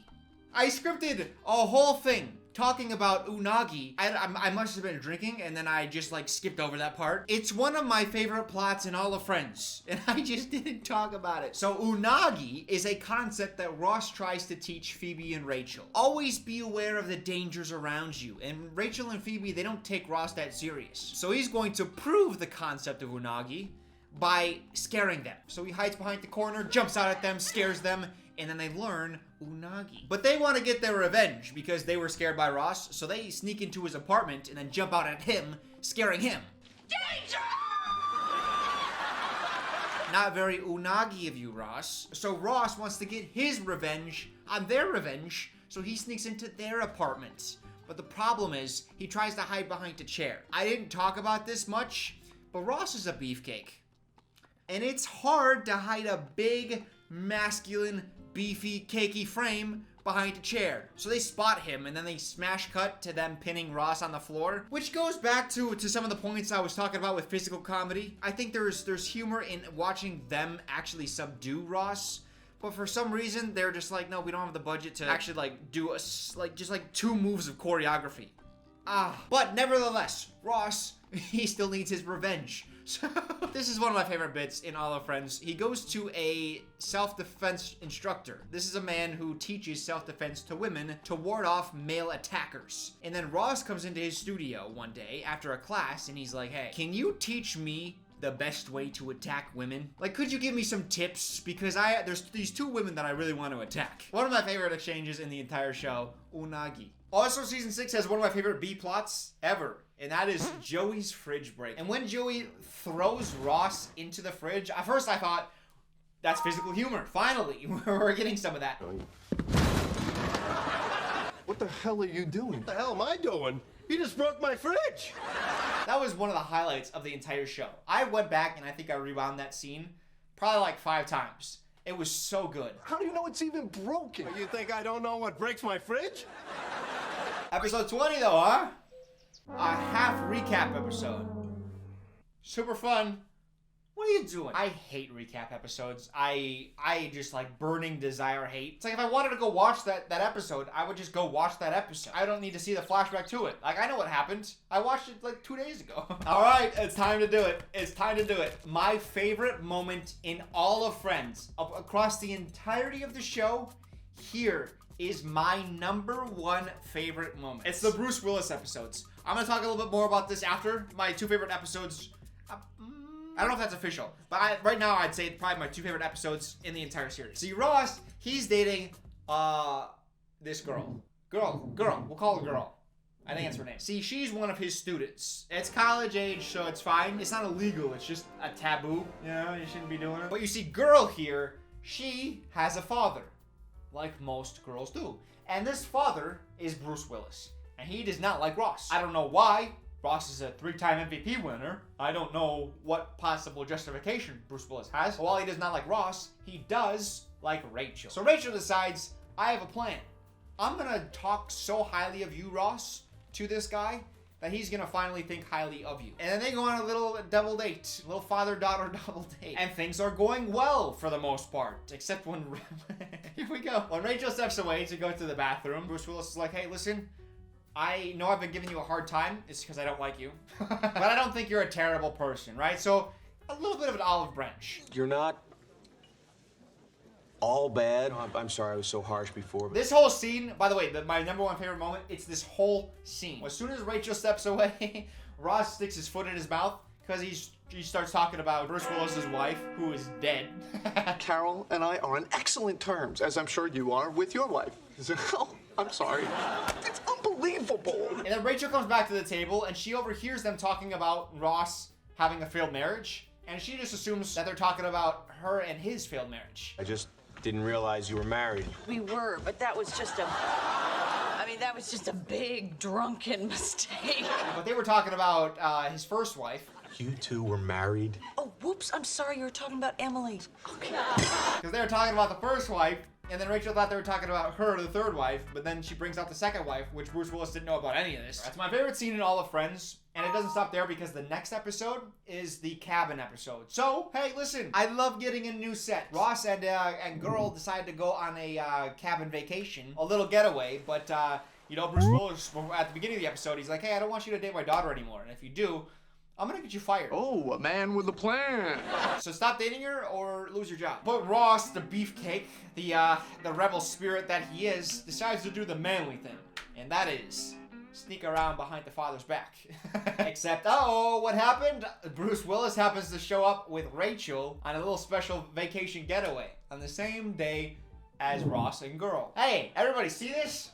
This is just some small physical comedy. This is this kind of stuff that is so rare in Friends, but it brings so much humor. And even in the rest of the episode, Bruce is great, Rachel's great, Ross, of course, is great, girl is present. And the B-plot, where Monica is at like a venue of some sort, and they have like a 2-year wait list to hold wedding ceremonies, and she's like, you know what?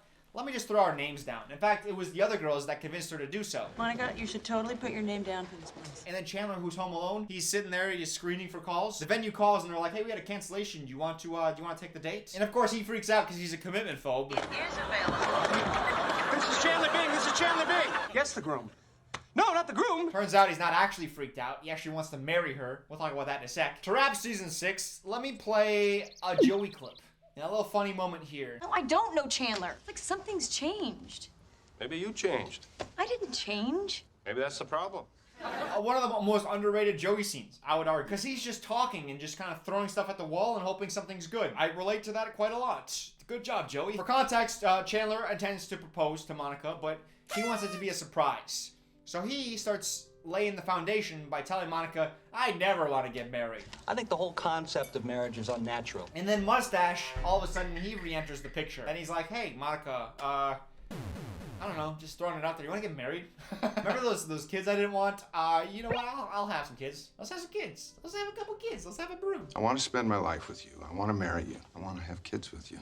And now Monica's all confused because Chandler's like, I don't want to get married. And now Richard's coming back into the picture. And the reason they didn't work out is because he didn't want these things, but now he does. If it means he can have her as well. I didn't cover the end of the season for some reason. You know what I think it was? I knew, because I'd seen late season episodes, I knew Chandler and Monica were married.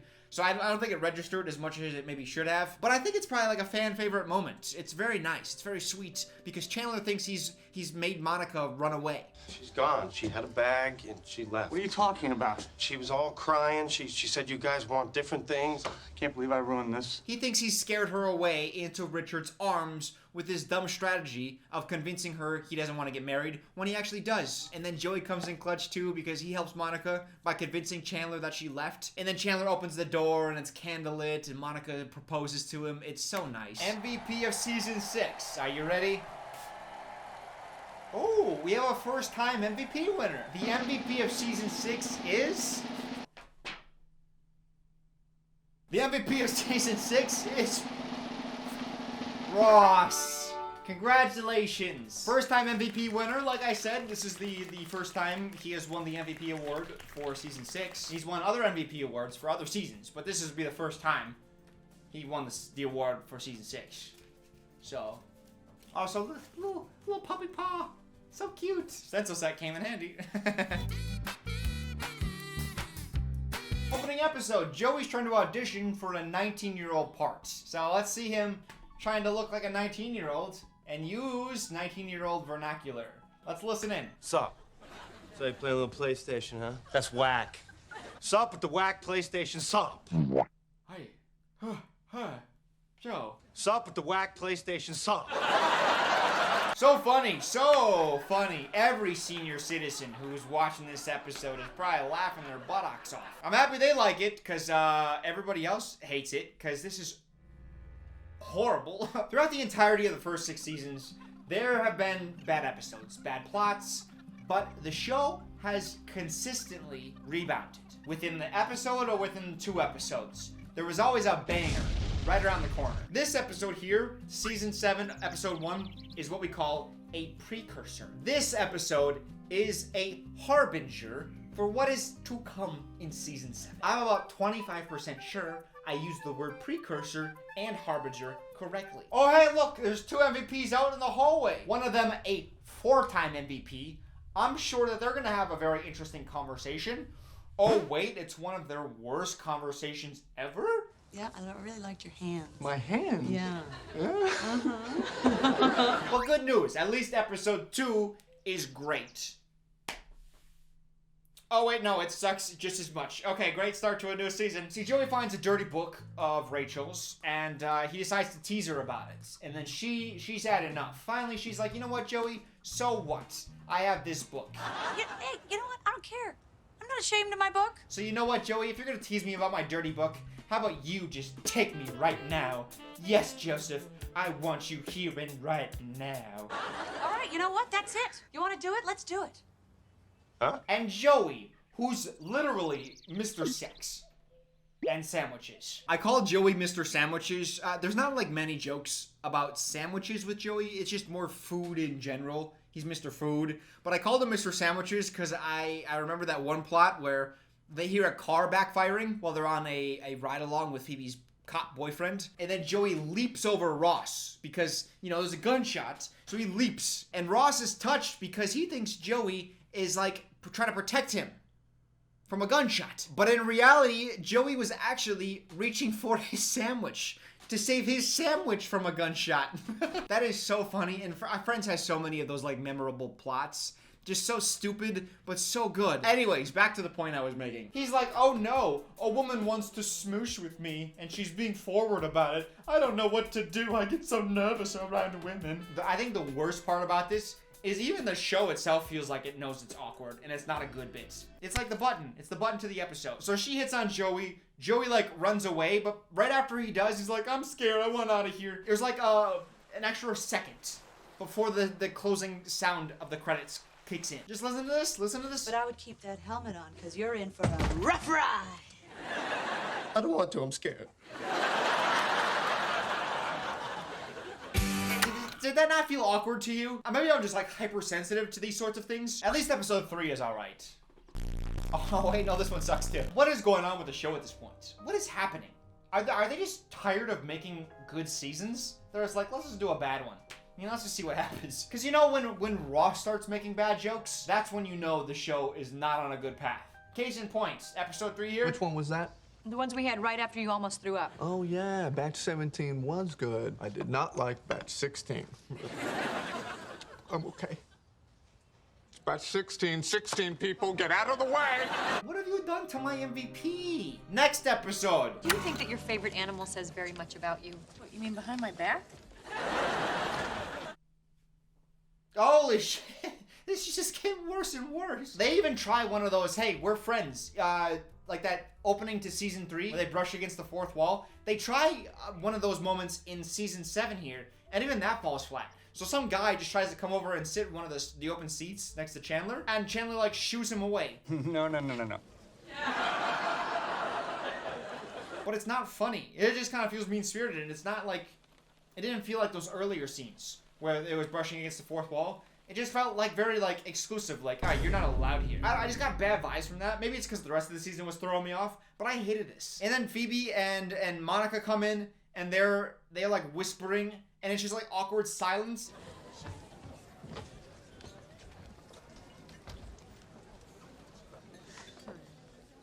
This is just one of the most awkward moments in the entirety of the show. I hated all of this. And the worst part is this episode should be fun. This episode is all about like Monica finding out a secret about Ross, and Chandler knew it and swore that he would hold it to his grave, but he had to tell Monica, and now Monica knows, and now a bunch of secrets are getting revealed. You told her! But none of the secrets are really that fun. And it's just, I don't know, it goes nowhere. It's not interesting, and it should be, because it's the fun stuff. The construction of the plot was fun, but the execution was awful. Something's going on in season 7 here. Episode 5 does not improve, I'll tell you that much. It's Rachel, Joey, and Chandler in the apartment. I think with this scene here specifically, it just felt very constructed. Joey makes a joke, Chandler reacts, audience laughter. Rachel pushes the scene forward, Joey reacts. Wait for laughter, next line Jennifer, next line Joseph.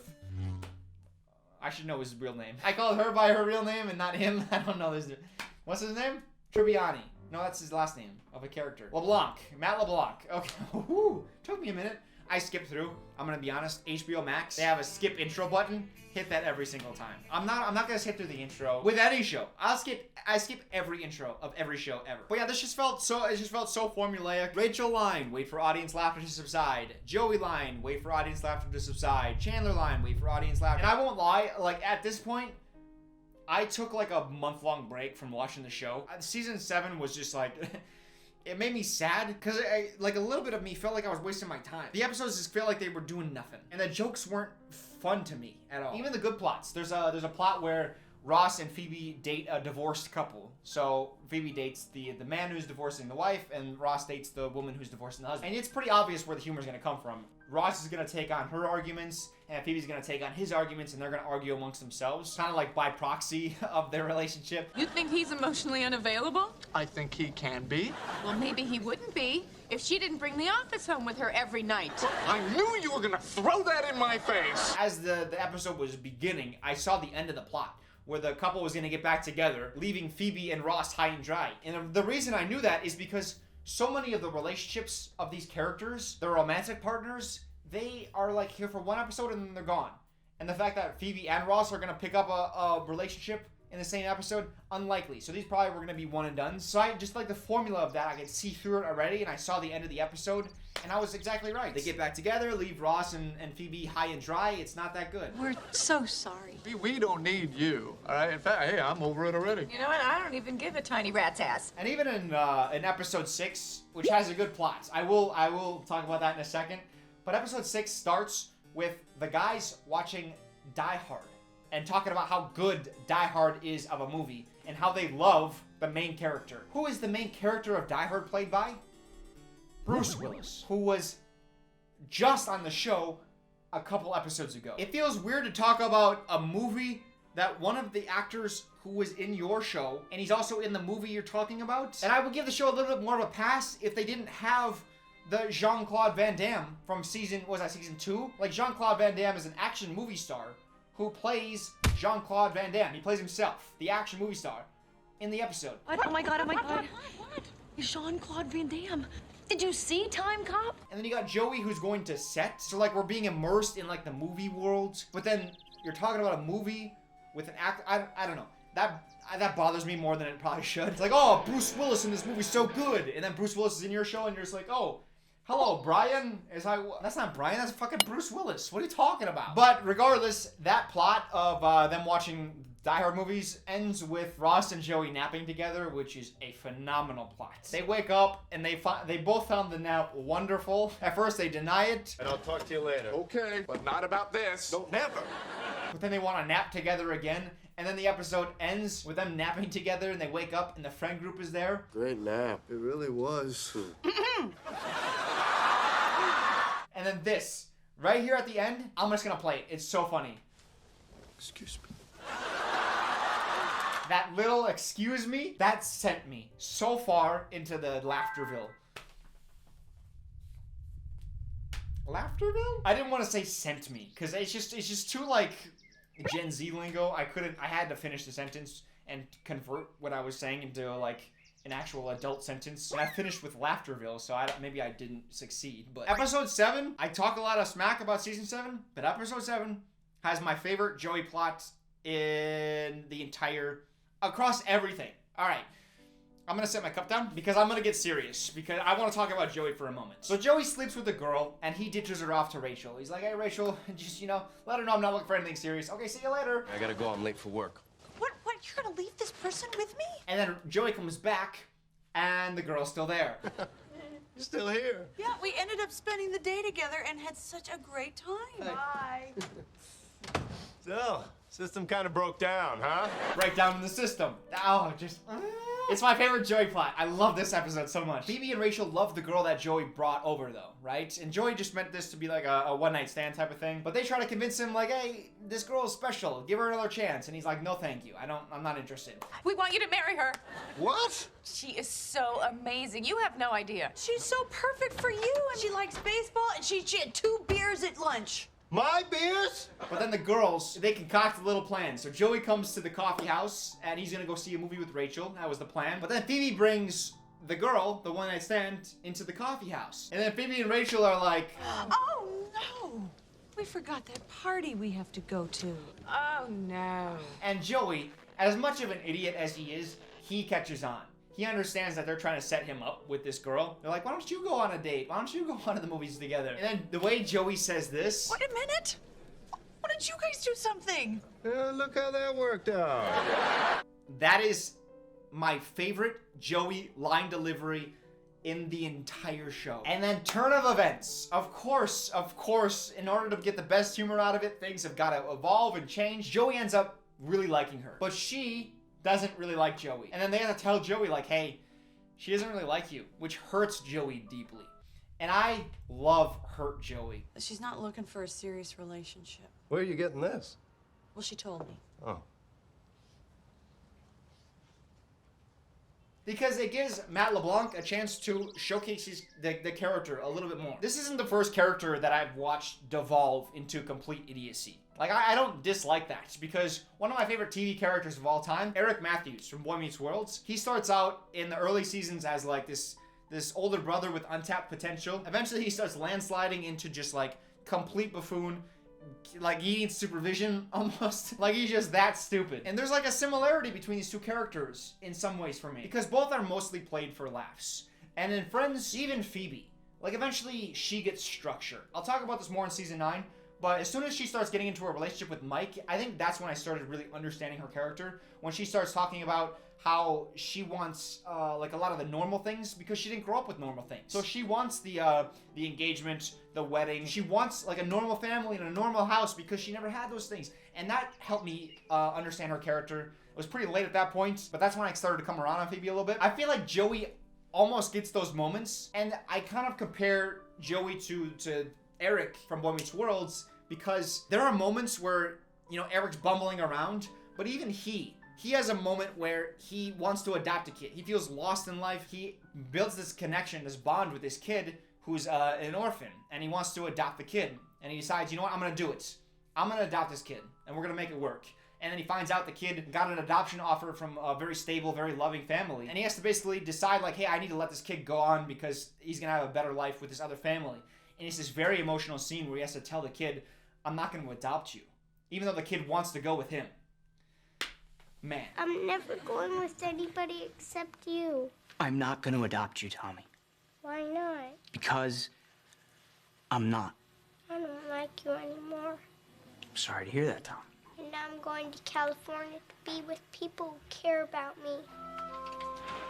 Even in the last couple episodes of the series, when he's like ultimate goofball, he still has this like really deep plot where he feels left out by Corey, the main character of the series, and he's very hurt by that, and they have like a very meaningful moment. Is this all because I didn't let you clean out the stupid garage? You know something? I take it back. It is about cleaning out the stupid garage. Dad wanted us to do that together, and you chose to leave me out. Those are our memories. You have any idea how it felt to go down there and see Sean and Topanga there instead of me? I feel like Joey, like in this episode, he gets that a little bit, where it's like, I'm looking for connection. As much as I talk about like being a loner and enjoying that lifestyle, and he realizes he does want that connection, and the show never gives it to him, or it never even like comes close to giving it to him. He never really has a serious relationship. We're not gonna talk about the Rachel thing. Well, we'll talk about it later, but that was never really serious. I don't know. I'm bothered. I feel like the show just never really gives that to Joey, and I think that just keeps his character so two-dimensional. When the rest of the characters, they also feel like they can be a little bit two-dimensional at times. They get some three-dimensionality to them. It kind of helps flesh them out. I talked about Phoebe. The show is constantly watching these 20-somethings grow up and find their passions and their relationships, and Joey just never really gets any of that. He gets rehired onto a TV show he got fired from, and that's like his peak. He just never really grows up. I feel the most let down by his character across all the characters. But in season 7 here, he's carrying the show. They play the states game. You have to name all the states in 6 minutes. And he says, I got 56 states. That was funny. Say hello to the new champ of Chandler's Dumb States Game. Wow, how many you got? 56. That whole episode was funny. Ross is good there too, and it's Thanksgiving. I believe that's Thanksgiving episode. And then Ross sets the reward punishment upon himself, where he's like, I'm not eating until I name all the states, and he can't do it. I have 49 states, and there are no more. I think I should be able to eat something. It's up to you. Oh, and then also when it comes out that Ross doesn't like ice cream, and this is his line delivery. It's like Ross not liking ice cream. You don't like ice cream? It's too cold. That's too good. Oh, you guys remember Janine? This guy here is pretty much the male version, which is so uninteresting. I can't even be bothered to talk about him, because I think I would get bored hearing myself even recite one sentence about his character at all. I could talk about how boring he is, because that's interesting. Like, you achieved something. How are you in such a hit show, but you're just so blah? I don't know how you did it. It's impressive. Oh, this kid. There's this kid too. This kid is an amazing child actor. He was in Big Daddy. I miss him. You know what? I kind of miss him. I feel like there was an era of child actors that felt so pure and innocent. Like the Macaulay Culkins, the Frankie Muniz. This kid, huh? And I feel like nowadays the child actors, it's just there's something missing. Like, you know, like the Sprouses. They don't bring the same kind of quality of acting as like kids like this bring. You know what I mean? Like, this kid just brings it. Real talent here. The Sprouses could never. Another great Joey line delivery right here. So Ross is trying to bring back an old nickname. Joey hears that Ross is trying to bring it back. Hey, Joe, while you're over there, how about another beer for the Rossatron? Ross, is that back? I'm gonna be honest. Joey is, as much as I complain about his character arc, that's more so like later on in the season. They talked about this in interviews where they actually had to have multiple massage therapists come in every single week, specifically to work on Joey's back, because his character was carrying the entire show this season. It kind of makes me think with as much as they're phoning it in with some of this stuff, I feel like they should have just gave Joey his own show. I have no doubt that if they just gave him his own show, he would have been successful. I think they probably should have done that, to be honest. But I guess we'll never know. Episode 12, this is super funny. Monica and Chandler, they're smooshing. Or they're supposed to be smooshing, but Monica fell asleep. What? What are you doing? Do you know what just happened? We had sex and then we fell asleep. No, we were in the middle of sex and you fell asleep. You can tell they were about to smoosh because Monica is underneath the covers and Chandler is on top of the covers, and both of them are fully clothed. And then Chandler gets upset at Monica for falling asleep when they were clearly just about to smoosh. I mean, they were right there. We were in the middle of sex. How difficult is it? I think recording Friends must have been so easy, because everything is on the same 3 sets. Where's the budget even going? Because I know you got like crew that you gotta pay, and then the actors eventually they started making more and more money, understandably. But commit to this. If Chandler and Monica were about to do it, in the middle of sex, they should at least look like they were about to do it. It's weird because it's like the same thing later in the episode. Joey and Ross were locked up on the roof, so they gotta find a way down. Ross is like, hey, let's jump down, but let's avoid that patch of ice and avoid that blotch of black weird stuff and avoid that dumpster with spikes in it. Now, we're gonna have to make sure to land to the right of that patch of ice, not hit the dumpster on the other side, and try to avoid that weird brownish red stuff in the middle. So, why are you talking about stuff that we can't see as viewers? Just get the B-roll. Just go out and record it. so that we can see what Ross is seeing, so we can get the other angle of that. Because it's weird when Ross is like, avoid that weird colored splotch there. That would be bad to drop on. Like, that's not funny.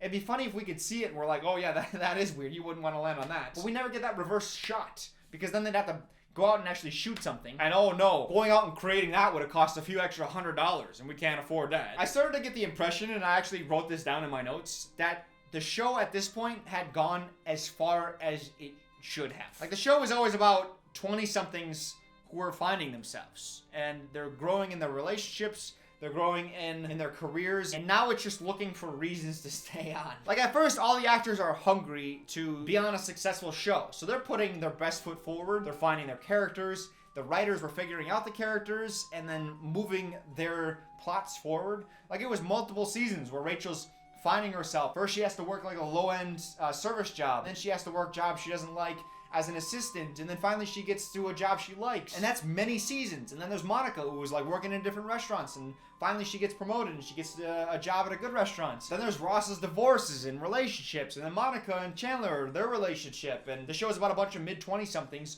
finding themselves. And then we see them do that. And now it's just like, the concept for the show, we've kind of done it, and now it's just like, why are we still going? Like, we accomplished what we set out to do. All the actors at this point are probably getting like big movie offers, and because they're like the hottest, the hottest actors on TV. But as soon as we start getting plots like, oh, Rachel broke Joey's chair, and then Chandler thinks he broke the chair, so he replaces it with his chair, and then Joey gets jealous of Rachel's chair that she bought to replace Joey's chair with, but since Joey's chair was replaced with Chandler's chair, then the chair is fixed, and so he keeps the chair, and then Rachel gets the new chair, but Joey likes the new chair better, so he breaks the Chandler's chair, and now there's 2 broken chairs, and then Joey gets the new chair, and now we got 2 broken chairs, and that's the whole plot. It's like, that's so dumb. I can't believe Friends made me sit through that episode. What did you think, that elves came in and fixed it? No, angels. I mean, it's fine. It's fine as a plot. But I just feel like we're going nowhere. Monica's 30th birthday party. Okay, so this is a super fun Monica moment. Monica gets drunk, and Phoebe calls for a toast. Speech! Let's hear from the birthday girl! Well, Monica, drunk, starts to give a speech about how, you know what, she's just gonna let loose. She's gonna admit to her parents that she drinks alcohol. A 30-year-old drinking alcohol? Oh no! And guess what? I've been drunk before! And then she admits she smoked a cigarette one time. Oh no, not Monica. And I've smoked a cigarette. I actually do feel bad for Courtney Cox there, because the joke didn't land. Like, even the audience, they didn't laugh, and the editors didn't like put much laughter in post either. So we could feel how awkward it was. I've been drunk before. And I've smoked a cigarette. And then all that's left is for her just to like, oh, the joke didn't land? Well then, what if I fell over? Oh, she fell. Okay, I'm being a little bit mean. The show is just flubbing so hard. The Joey getting a new brain, that plot, that's really good. The rest of the Friends, that episode, not that good, but the end is really good. Where Ross is playing the saxophone, the Irish thing, he's playing this instrument here. The saxophone. What the hell is it called? I don't know, doesn't matter. He's playing this thing. They do a pan across the 4 friends that are listening, their faces. You can see Jennifer Aniston's barely hanging on in character. And then Phoebe chimes in and she starts like singing along.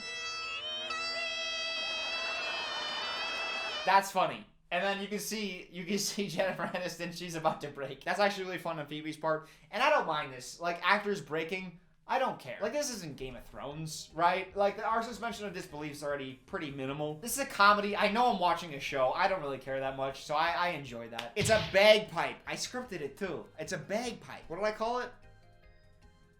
A saxophone? Episode 19's plot. Okay, so this plot is where Phoebe gets into like a new hot and heavy romance. But see, Monica, she's engaged to Chandler. It's pretty close to the wedding, and she's starting to realize, I'm not ever gonna have another relationship. Never gonna have another first kiss, another first date. Not gonna have those early butterflies. I just keep thinking about all these things that I'm not gonna have, and it's freaking me out. I actually really like the setup for this episode, because Monica was juxtaposing her relationship against Phoebe's new romance. And I was excited about the early parts of this episode. I thought we're gonna get this really nice, cathartic, full circle episode where Phoebe, who at first was just completely smitten by a guy, started finding out more about him, and she kind of soured to him, and then all those butterflies went away, and now she's back to square one, where she was at the beginning. Like all her other relationships, like most of the friends group's relationships. And I thought Monica was gonna see that, and then she was gonna be reminded, like, oh, I am giving up those early relationship butterflies, but in return, I'm gaining like stability. I'm getting something comfortable and definite, you know? I thought she was gonna be able to see that full circle. But instead, Phoebe's just dating this guy, it's going super well, and she's like, I'm never gonna have that. And she goes to Chandler and being like, hey, are you nervous? And he's like, not really. And she's like, you know what? Me neither. And then that's it. They just talk it out and resolve it. Like, you didn't even need the Phoebe part. Because Phoebe, I don't think that ever came full circle. I think that was just like, oh, she's really happy in that relationship. In the next episode, the guy's just gone. I don't know. I just feel like the writers are mailing it in. Because that's such an obvious, good plot that they could have done. But they didn't do it. They just didn't finish it. They did half of it, and then they were like, okay, that's good enough. I should give credit to the show. They do an episode where Ross is attracted to his cousin. We've all been there, right? I think even after 7 years, Friends just continues to be relatable. You try to make a move on your cousin, they reject you. We've all been there. We've all been there, right? That's not just... That's everybody? Oh, wait. That's actually kind of funny. That's relatable. Relatable. Ross is related to his cousin. I love a commentary, baby. Actually, this just occurred to me yesterday, too. You can't spell gross without Ross. I'm a Ross defender, but I'm gonna let you guys have that one. Listen, I like Ross. I do. Doing some research for this video, I know that people aren't high on Ross. People don't like him. I get it. I actually like that people don't like him, because then it makes it funnier how much I like him. But I would like to say, I get it. He's mopey with women. He's barely around with his kid, and now he's trying to bang his cousin. I get it. But that said, you cannot deny this is pretty good. What the hell are you doing? Say something clever. Okay, doesn't have to be clever, just has to be words. Say some words. Like the inner monologue, he tries to make a move on his cousin, and it backfires, and then he has the inner monologue, and he tries to figure out what to say to her to try to make the situation any better, and then he just makes it worse. There is nothing you can say to make this worse, so just say something. I haven't had sex in a very long time. That is so good. I'm done drinking. I put my cup down. Now I can clap and do stuff with my hands. Ross. Uh-oh, Ross. What are my hands doing? I don't know. Winona Ryder is in episode 20. She's amazing. Jason Alexander is also, I believe, in an episode this season. He's very good. I would say one thing Friends does really well is working in guest stars. I don't think there's really many misses when they bring on a guest star. Brad Pitt's the only one that comes to mind. I like Brad Pitt, and I think he's a good actor. I don't think he was... I don't know. I just don't think he was prepared for TV and sitcoms. But I think most of the actors, most of the guest stars that come in do a good job. Writers of Friends do a good job working them in and making them feel comfortable with the role. Closing in on the end of the season, let's end it strong. Who's in this car? Oh, back up. Is this supposed to be Ross? And is this supposed to be Rachel? Show, when I talk about the bare minimum, this is the kind of shit I'm talking about. Are you kidding me? You couldn't get the Schwim and Jennifer Aniston? You couldn't get them in a car, pull up on the side of the road and get this shots? You had to get body doubles? Hey, also, quick note to the director, whoever directed this. One thing that you're aiming for with lookalikes is that they look alike to the actors they're portraying. Like, listen, they actually went out and got B-roll, though. So, I gotta give them credit. They went and got B-roll. They just didn't do it with the actors that they needed. Let's just get the hell out of the season. The cliffhanger. Oh, the wedding of Chandler and Monica. Then the cliffhanger. Rachel's pregnant. There was a pregnancy test in the garbage, and it's positive. MVP of season 7. Quickly. Is it Ross? Maybe it's Ross. No, it's Joey. It's Jay might be a little bit backwards there. You know what? I think this is a strong message that the Academy is sending by putting the J backwards in Joey. Intentionally, I'm sure. What they're trying to say is that the whole season felt pretty backwards with how poorly the quality was of the season. So this is their strong statement against the backward season. But congratulations, Joey. Joey, season 7, he really carried this season. He was the only one that was consistent throughout the entire year. So props to Joey, he earned it. One day later. Day 3. Let's go light on the soda and heavy on the vodka. And stir it up. There we go. You know what's funny? I've shot 3 separate days and my mind continues to go back to that joke. That's how I know it's a good one. Maybe it's funny to me because I have the perspective of just seeing the liquid not move at all. That's so funny to me. Like, stir it up and then nothing's happening. It's funny to me. Hey, listen. Good news is season 8 is upon us, right?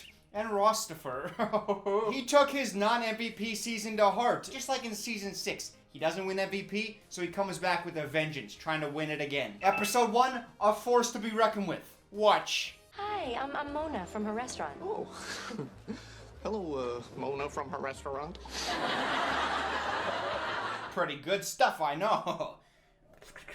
The girl's in the bathroom, also in episode 1, dealing with Rachel's pregnancy. She's taking a second pregnancy test to confirm the first one's accuracy. I almost said eligibility, but luckily my brain corrected itself. A little bit deeper into this cup, my brain wouldn't have been able to do that. So luckily we got it now.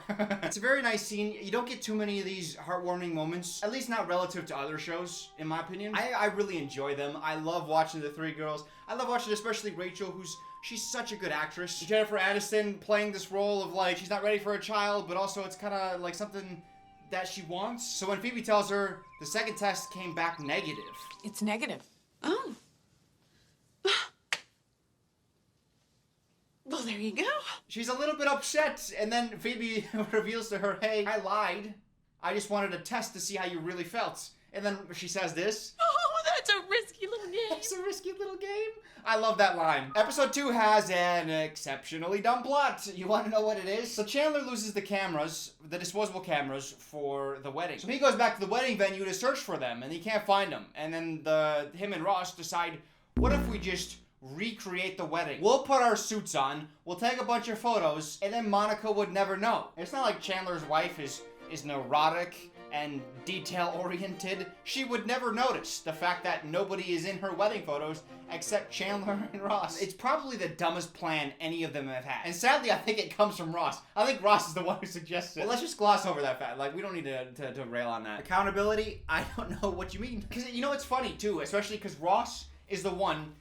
Several seasons ago, Chandler wanted to do something nice for Monica, so he deep cleaned the apartment. And he moved around a bunch of furniture, put a bunch of stuff in different spots, and then Ross comes in and he's like, hey, you know Monica doesn't like her stuff moved around. She's a super neat freak, super clean, and like super wants her stuff where it's supposed to be. I'm telling you, if I want something done right, I have to do it myself. Other people just wreck stuff. And then Chandler's like, oh crap, I forgot about that. So Chandler and Ross both know she's detail-oriented, and they still try to plan out this stupid plot. Ross and Chandler are running around taking photos at some random person's wedding. And then for the final picture, which is, you know, the kiss, Chandler kissing Monica, well, Monica's not there. So instead, Chandler decides, let's just go up to the bride on her wedding day and then force a kiss on her. Oh, God, I was like physically repulsed by this. You know, it's fiction, right? So, whatever. It's not that big of a deal. It's a fictional character. It was written in a plot. Everyone consented. But just like Chandler forcing himself onto this woman who just got married. And Chandler just got married himself yesterday. And then someone takes a photograph of it and then runs away. Oh, the ick factor, man. And again, I know it's fiction. It's fiction, so I'm not gonna harp on it too much. But I know Chandler's not winning MVP this season because that was a no. I will give Chandler some credit, though, as my voice comes back down to a normal octave. Thank you. The end of the episode, him and Monica have very good energy. I've talked about it. They're a great couple. Not super interesting, but a great couple nonetheless. So Monica opened up all the, she had no self-control. She opened up all the wedding gifts, and they were supposed to do that together. So Chandler's like, hey, we were supposed to do that together. You opened all the presents without me? I thought we were supposed to do that together. And then Monica's like, you kissed another woman, and then they do this. Call it even? Okay.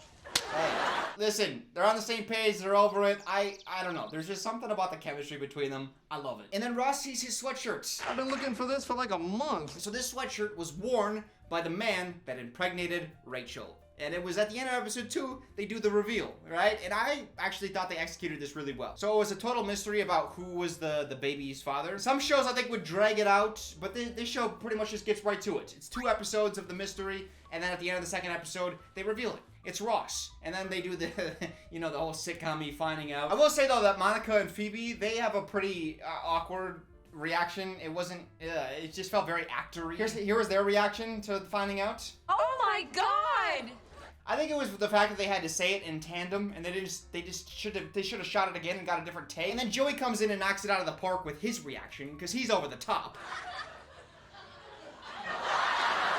And again, it's a sitcom. It should be over the top. You just found out that not only is your friend pregnant, but your other friend was the one who did it. He was the culprit. Well, a crime wasn't committed. I should be careful with my language here. Whew, is it hot in here, or is it just Ross, huh?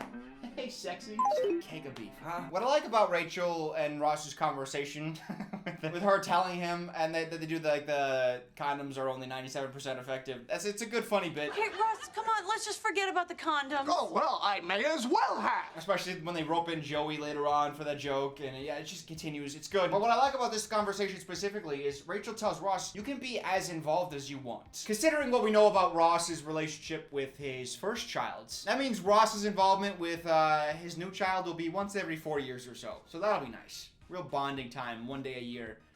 Every 4 years. The whole 3rd episode, like I said, the condom thing, that played out really well. The whole episode is really good, and I started to feel like we were shedding some of the terribleness of season 7. It got in my hair, that's why I had to get it cut. Some of the awfulness of season 7, just like I wouldn't come out, it clumped up, and I just had to cut it. Hey, you wanna see something? So this is Monica, right? This is Monica. This is Monica. Oh, hey, this is still Monica. This is Monica. That's not Monica! This is Monica again.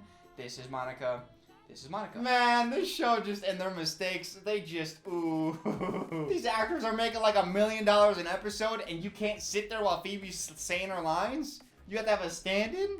Come on, man. I think this is episode 6. The plot is so dumb. We're back to season 7 again. So Phoebe is attracted to one of Monica's employees, who's awful. Hey, he's slow, he burns things. Last night he lit my pastry chef on fire. And Phoebe wants to date him, but Monica fired him already. So Phoebe's like, no, you can't fire him, I want to date him. Can't you just give him another chance, please? So Monica's like, okay, well then I'll unfire him.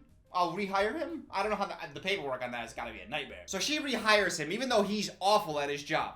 And then Phoebe goes on 2 dates with him. And she's like, I don't want to date him anymore. I'm gonna break up with him. And Monica's like, no, I need to fire him. He's so bad. And Phoebe's like, no, you can't fire him. I need to break up with him. And if he gets 2 pieces of bad information, he's gonna harm himself. So now I'm not allowed to fire him? You can't fire him and dump him in the same day. He'll kill himself. And I'm like, Phoebe, you don't need to break up with him. You've been on 2 dates. You just stop calling. That's how you break up. Oh, that's not episode 6, because episode 6 is the Halloween episode. And that pissed me off, because this happens right here, right? Ready?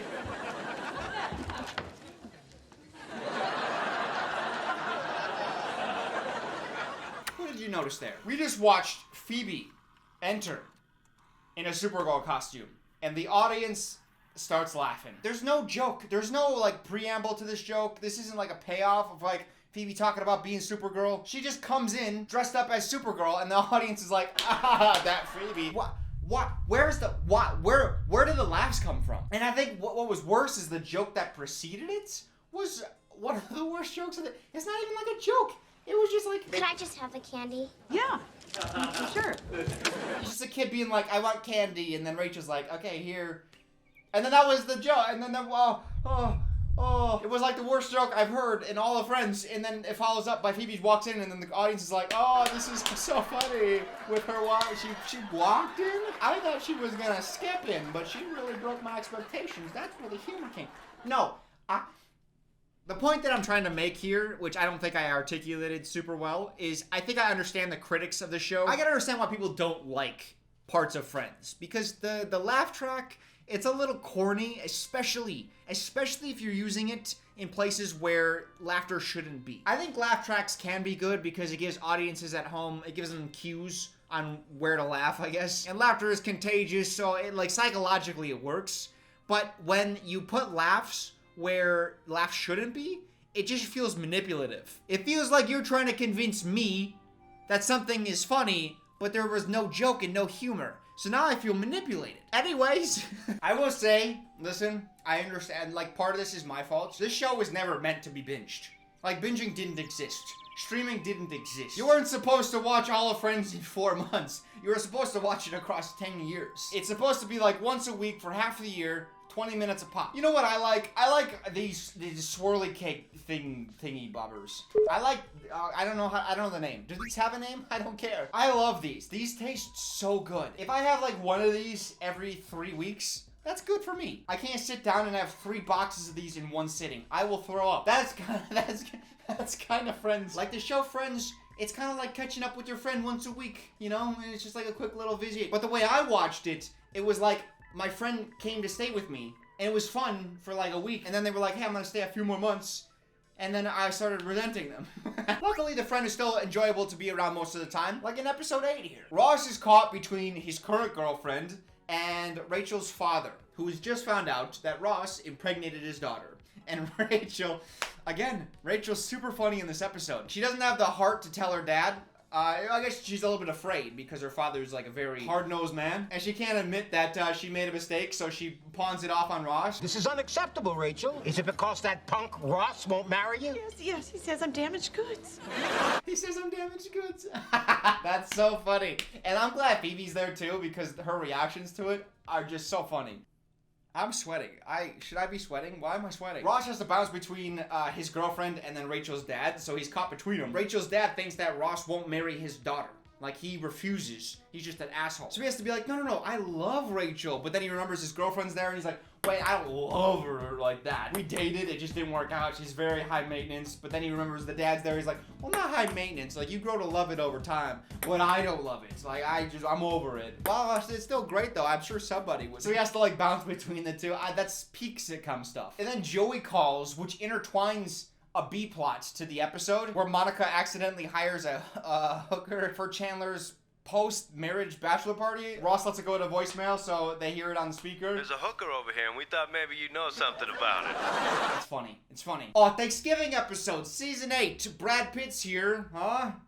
Very handsome man. So good looking. He's awful in this episode. Rachel Green, Queen Rachel, does whatever she wants in the little Rachel land.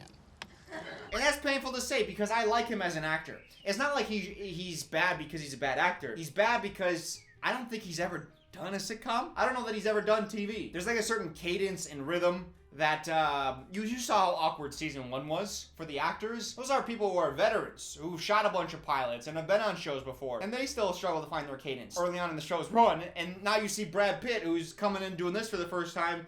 He's very awkward, and it's not very good. But, you know what, he's at least he's good looking. Ross has a good plot. See, he and his girlfriend, Mona, I want to say. I remember her name. You want to know why? I remembered her name. Do you want to know why? It's because her and Ross actually are a good couple. So I know Rachel and Ross, Ross and Mona actually are really good together. In the same way that Monica and Mustache would have been great together. It's been 3 days. I've been shooting for 3 days. My voice is like, all right, when are we stopping? In the same way Monica and Mustache are great together, so are Mona and Ross. And this episode, they have the, so where's this relationship going? That plot, you know, that's always fun to explore. I still think we should have this conversation. Really? I mean... I cannot hold off any longer. I had wanted to save this for never. I was hoping I would forget it, but I can't. It's etched into my brain. We have to talk about The Maid with Monica and Chandler. So Monica, the neat freak who wants everything her way, who loves to clean and caretake, Chandler decides, I'm gonna hire a maid. Okay, doesn't seem really realistic, and you've never talked about it or mentioned the fact that you'd want this before, and it's never brought up after this episode's over, so it kind of feels like a convenient use for a plot, so, but okay. But the plot of the episode is, Monica thinks that the maid steals her pants. Monica thinks that the maid steals her pants, but the pants have a stain on the crotch, so Monica tries to get a look at the maid's crotch. It's fun. And then when that fails, she convinces Chandler he has to try to make a move on the maid to try to get her to take her shirt off because Monica thinks that the maid stole her bra. So now now Chandler's propositioning her and trying to look at her breasts. I hate this plot. I hate it so much. Not only because it feels contrived, it's never brought up before and never talked about again, like how they need a maid. It's purely for television convenience. It's too obvious. I hate it so much. It makes no sense. Episode 12 is when Joey realizes that he has feelings for Rochelle. I know that this is a universally hated plot. I do know that. I know that even the actors don't like it. They protested. Well, I wouldn't say protested. They're getting paid like $1 million each. So if they really wanted to be like, hey, we're not doing this, then I think they wouldn't have done it. But you know what? I don't hate it because at least something's happened. A lot of these plots, I feel like they're going nowhere. I think, what's the pitch of the show? It's that time of your life where, like, your friends are your family in your mid-20s and you're trying to find your way through life. I felt like the characters stopped moving forward. Maybe that was part of my problem with season 7. Definitely in season 8, like, let's go somewhere, right? And I don't know if Joey and Rachel are gonna be together forever. Well, I know that they're not. It would be on the table at least. It's better than just some guy who is like, oh, it's an assistant that he's here for like 3 episodes and there's no meaning to the relationship and then they break up and it's like, why did I invest in this? There was no point. I'm a little bit weird though. It's hard for me to watch shows that go nowhere. I like seeing meaningful plot progression and friends at a certain point just kind of stop moving forward. At least with the Joey and Rachel thing, there's potential for that to be like the final couple, right? They could be together in the end, possibly. Like if you're watching the show, you could be like, oh, well maybe this is a thing now and that'll carry through to the end. It is awkward though with the triangle between Ross, Joey, and Rachel, because Ross doesn't take it well. Rachel?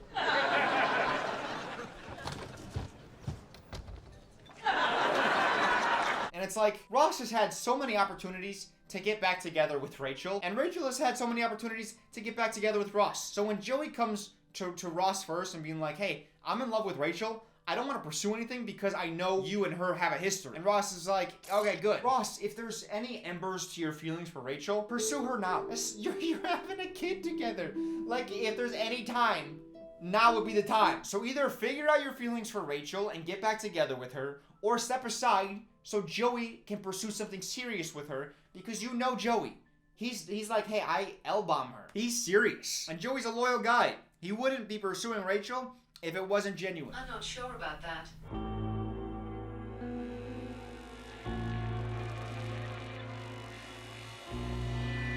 I got goosebumps. I'm so sick of Ross and Rachel. It's every freaking season. Every single season. Ross or Rachel is like, I think I maybe have feelings, but I don't think I'll explore it. I did figure out, though, here in Season 8, as I was watching, why Friends is so addicting. One day I was just completely exhausted. Like, my brain was fried. I wanted nothingness, but in the form of somethingness. And I thought, oh, well, Friends. I'll just turn on Friends. It actually worked out really well, because I got to turn my brain off. I didn't have to think at all, and I got a handful of laughs. It was actually kind of like the perfect show for it. So, like, as much as I have criticisms for the show, that's just how I would make it more for my liking. But the show is, like, one of the most successful shows of all time. So I'm not saying they should have changed it. I just think that the show could have been better. But even as the show is, it's an international success, one of the most popular television shows of all time. I will have criticisms, but, like, the points are moo, you know?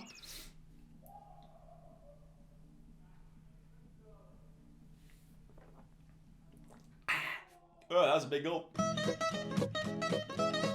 They got music playing down in the apartment down below. It's a Saturday night, and I am here drinking alone, talking to a camera. How you guys doing? Who needs friends when you got vodka? Frankly, this is how drinking problems begin. But we stir. We stir. Also, on my point about being exhausted, turning my brain off, it also works out because it doesn't matter what episode of Friends you turn on. You can boil down the characters to like 2 or 3 identifying characteristics that just define them. Or even like 2 or 3 jokes that they always go back to.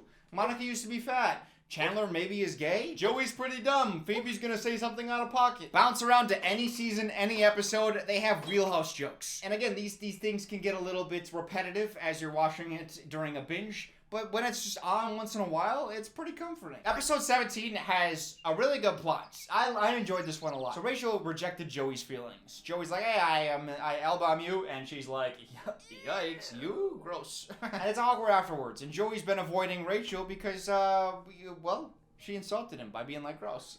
That's not true. No, but he is avoiding her, and Monica suggests, Rachel, why don't you create a problem, a fictional problem, and that'll help break the ice between you and Joey as you work to solve your fictional problem, right? That's a pretty good plot by Monica. Next time you see him, try to get him talking about something else. Maybe you have a work problem that you need his advice on, or...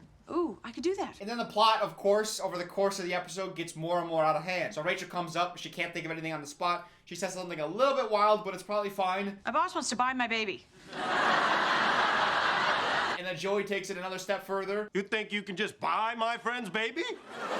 And then things just continue to escalate. It's just like perfect sitcom stuff. If I, in any way, implied that I wanted to buy your baby, I am sorry. And then Monica and Chandler have a great little pitter patter, little pit pat talk. See, Monica, she opens the CD cases and she's like, oh, why is one of the CDs not in the right case? And Chandler's like, well, that CD you're looking for is actually in another case. And then Monica's like, why is that CD in that case when that's not the CD that belongs in that case? And then Chandler's like, because the case for the CD number 2 is actually in a different case, and there was just no other cases, so I just put it in the available case.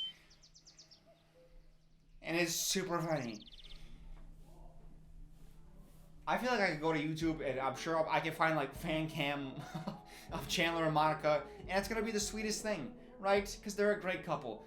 But holy shit, they're so boring. What? They're so boring. And then they don't even get into like, so they got together at the end of season 4. Season 5 is them dating, figuring things out. Season 6 is like the marriage season. Season 7, what are they doing? Season 8, what are they doing? I don't think they do the kids stuff till like season 10. And they're like buying a house season 10. And they have like 3 seasons where they don't do anything together. This guy, Ross's dad.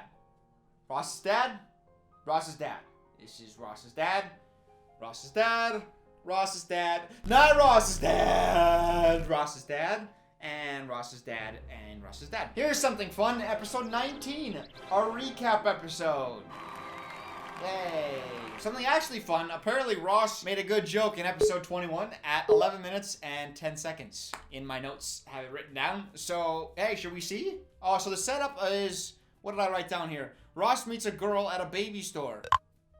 At a baby store? What is a baby store? I guess it's a place where you buy babies. He flirts with the cashier, huh? She calls him Indiana Jones because he's into paleontology, which doesn't get talked about often. Paleontologist who works out.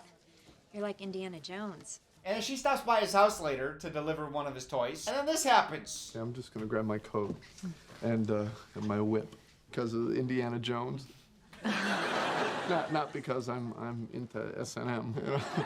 just normal sex. Let's talk about the MVP for season 8. It's time. The MVP for season 8 is...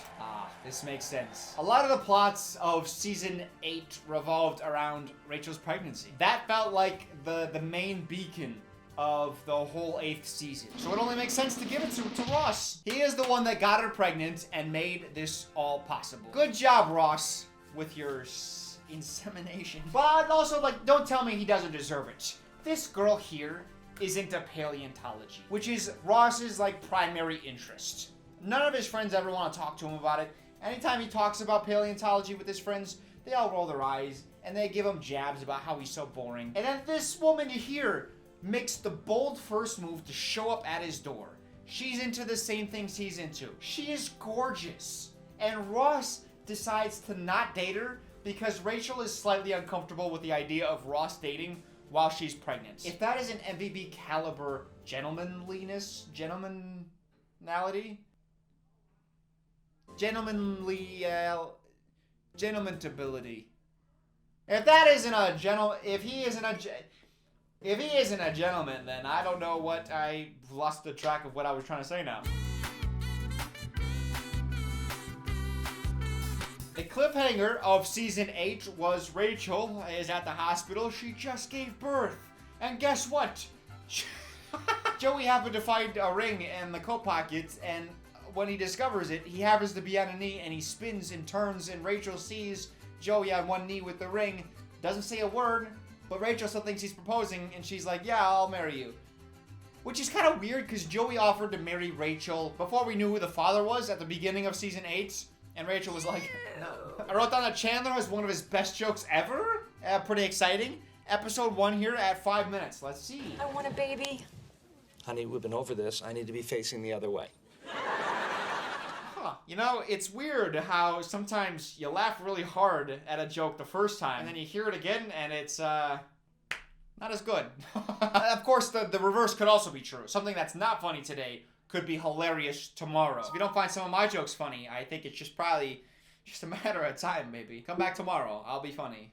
If that doesn't work, then the next day. Something weird happens between episode 1 and 2. Here's my hunch. Episode 1, I think, was filmed at the end of season 8. And then they came back at the start of season 9 and shot episode 2 as their first episode. Look at the color grading. This is the end of episode 1 and the start of episode 2. This is a continuation. Like, the scene is literally picking up exactly where it left off. Rachel and Ross on the bed having the conversation. Ross just found out that Rachel said yes to Joey's marriage proposal. That he didn't actually propose. We've been over that. The color grading is so off. And then get this. Look at the door. Hey, look at this door. This is episode 1. There's a hallway. There's a hall down there. But now here in episode 2, what?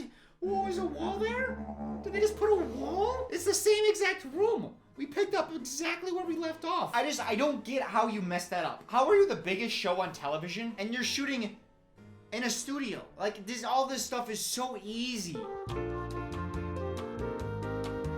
I think Phoebe is trying to work her way out of the friend group. I think at some point Phoebe's just like, hey, I don't know that I like this group all that much. There's something about it where I feel like she likes some people in the group and then she just like tolerates a few others. She's just mean to Ross. At the start of episode 5, it's Phoebe's birthday. And Rachel and Ross, they just had the baby and one of them has to babysit. As soon as that's brought up, Phoebe's like, oh, Rachel, you're coming. Ross, you stay babysit. We don't need you there. One of us has to stay home and watch Emma. Which one of us should go to dinner? Oh, Rachel! And then Ross is like, well, thanks, Phoebe, but I think we can get a babysitter. I think it's time for us to rely on someone else. And then Phoebe's like, oh, okay, okay, you can come too, I guess, then. Whatever, I don't care. Oh, yay. Just bad vibes from Phoebe. I think she's just done with the friend group. Later on in the season, she also, like, insults Chandler. I think it's just Ross and Chandler she doesn't like. I think she likes all the rest of them. I think if the whole friend group split up and stopped talking to each other, all of them, I think Phoebe would be like, alright. I don't think she'd lose sleep over it. That's just kind of the feeling I get here in season 9. I'm not the kind of girl that just ditches her friends to be with her boyfriend. You know what? I am. And sadly, we've come to another moment I have been dreading. It is season 9, episode 9. We have Ross, who I've made my feelings for very clear. And then also, Paul Rudd. Paul Rudd? I said his name out loud and I was like, I don't know that that's right. Paul, his name's Paul? His name's not Paul. Why is my brain just like, nope, you shut up, doofus. Paul Rudd. His name's Paul. I can't imagine like someone being like, hey, Paul. I feel like anyone addressing him would be like, hey, Paul Rudd. Like, Rudd is part of his first name. Let's just call him the Rudster, because this is throwing me off. I actually like Paul Rudd a lot. And not because he was Ant-Man. In fact, I haven't seen that series. I admire Paul Rudd for a little film called 2 Days, which is impossible to find. I watched it a long time ago somehow. I don't know where I watched it. And then years went by and my brain was like, oh, I should watch that again. I tried to find it online, nowhere to be found. It's a pretty depressing film. It's a film about Paul Rudd, who is a failed actor who is going to end his pain and suffering and living in 2 days. So he has a student film crew who are gonna shoot his final 2 days as he goes around talking to everybody. It's sad, it's emotional. Paul Rudd is fantastic in it, and he has some emotional scenes. That was the first time I watched him and I was like, oh my god, he's an amazing actor. But you put Paul Rudd, who's just funny and also a quality actor, and Ross, who's funny and a quality actor, in the same room together. And the joke is, it's awkward silence between them. Oh, what a disappointment. What a sad, horrible disappointment that you put 2 comedic talents in a room together and the joke is they don't talk or make jokes. I mean, they make a couple jokes, but it's not like back and forth. It's just like, it's just one joke. It's like, it's awkward, silent between us. Do you like the beer? It's actually a lager. Huh. Oh, it just feels like such a missed opportunity because I like both the actors so much. I would actually probably prefer to talk about this, though, over the next thing, which is Chandler in Tulsa, Oklahoma. You guys remember this plot? Have you seen Friends? Do you remember this? Chandler falls asleep in a meeting, and he wakes up, and he's like, oh, what's going on? And they're like, oh, you agree? And he's like, yes. And then his boss is like, okay, great, you're moving to Oklahoma. Chandler. Yeah. Are you on board? Yes. Problem solved. Chandler will be running our office in Tulsa. Nani? And then he goes to his boss and tries to be like, hey, I can't go to Oklahoma. And she's like, why can't you go? And he's like, oh, I can't admit I fell asleep in the meeting, so I guess I just gotta go to Oklahoma. And he decides, like, 4 days out of the week, he's gonna fly to Oklahoma and then to New York. That's not like a quick flight. It's probably like a, what, 2.5, 3 hour flight at least? Back and forth multiple times a week? All because you can't go to your boss and be like, hey, sorry, I can't do it. And what's the worst that can happen? If you don't do it, you're fired. Okay, well, guess what? Because Chandler's in Oklahoma, and he's like, you know what, I don't want to be here, I want to be with my wife, so he quits anyways. Turns out they can't fire me because I quit. So if you're at your point where you're like willing to quit your job anyways, then why not risk it on being like, hey, I don't want to go to Oklahoma in the first place? I'm so bothered by this plotline. And this plotline also includes the shark attack. I don't want to talk about it. I don't want to talk about it because it's so freaking dumb. So I'm not going to. You can't make me. Chandler watches shark porn. There is like a small arc of Chandler finding what he wants to do. It's been a weird thing where Chandler, like Joey has his career stuff, Ross a little bit has some career stuff, Rachel has a bunch of career stuff, Phoebe doesn't, Monica does. Chandler and Phoebe have always been the odd people out when it comes to the job because Chandler, in season 1, they touched on it a little bit where Chandler has an unsatisfying job, but then they never touch it ever again. He just has a stable job forever. And here in season 9, I'm like, oh, finally, some forward character progression with Chandler. He wants to find his dream job, like all the other friends have, besides Phoebe. This is actually something, I've alluded to it already, Boy Meets World. This is something Boy Meets World did well. The father of the family, he has struggled for multiple episodes, across multiple seasons, with him being a grocer. He's a manager at a grocery store. I was just a bag boy who didn't have sense enough to leave. And now that's what I am for the rest of my life. I think I could do pretty well settling in a place like this. That's it, Eric. That's all you be doing, just settling. One day, you'll realize that all you've done is settle, and you'll not like yourself for that. And he feels like that isn't fulfilling to him. And finally, one day, he just, on a whim, he quits because he wants to pursue something that he's passionate about. He just doesn't know what that is. So eventually, he ends up buying an outdoors store. They sell outdoor equipment. I love that so much because not only was it built for multiple seasons over the course of time, so we got to understand that about his character, and finally it hit a breaking point. But it also gave the show a new set to play in. It refreshed the show in a way. So for Chandler to quit, I was excited.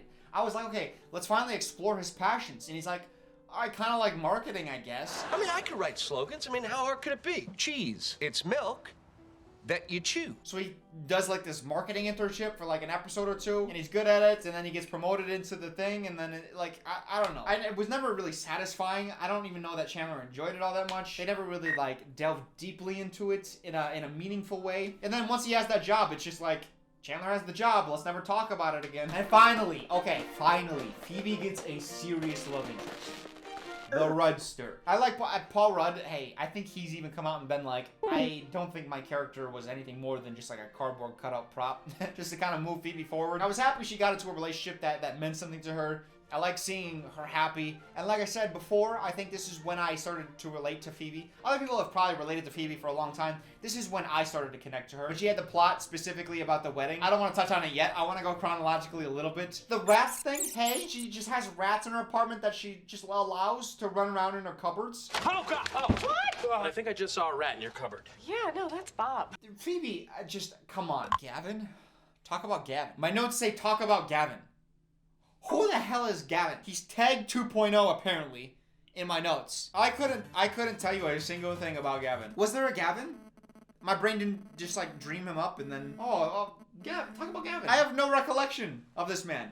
Hey, if there was a Gavin in Friends, this is him. I have no idea. And hey, listen, we're low on plots, so let's talk about the editing of the show. Oftentimes when the actors, they do bits, they'll do it multiple times. And sometimes one actor will have a good take, and then another actor will have a different take that's good, and then they'll stitch them together. You can't do that, though, when there's a ball bouncing around. See, what happens is Joey, he spins a basketball. It, like, bounces off the end table and goes to the wall.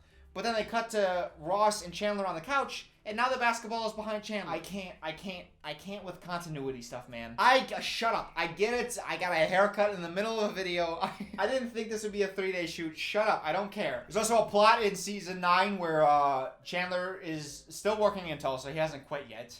And he comes back early, but he tells Joey, I'm not going to be back on a certain date. Because secretly he wanted to spend time with Monica, his wife.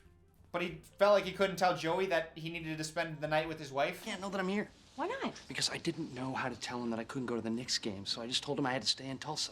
So instead he tries to sneak back, and then Joey hears Monaco with a man, and Chandler said he's not going to be back that night, so he thinks Monica is cheating. I thought I heard a man's voice before. I think Monica's cheating on you. Chandler, you're home. That's right. Your husband's home, so now the sex can stop.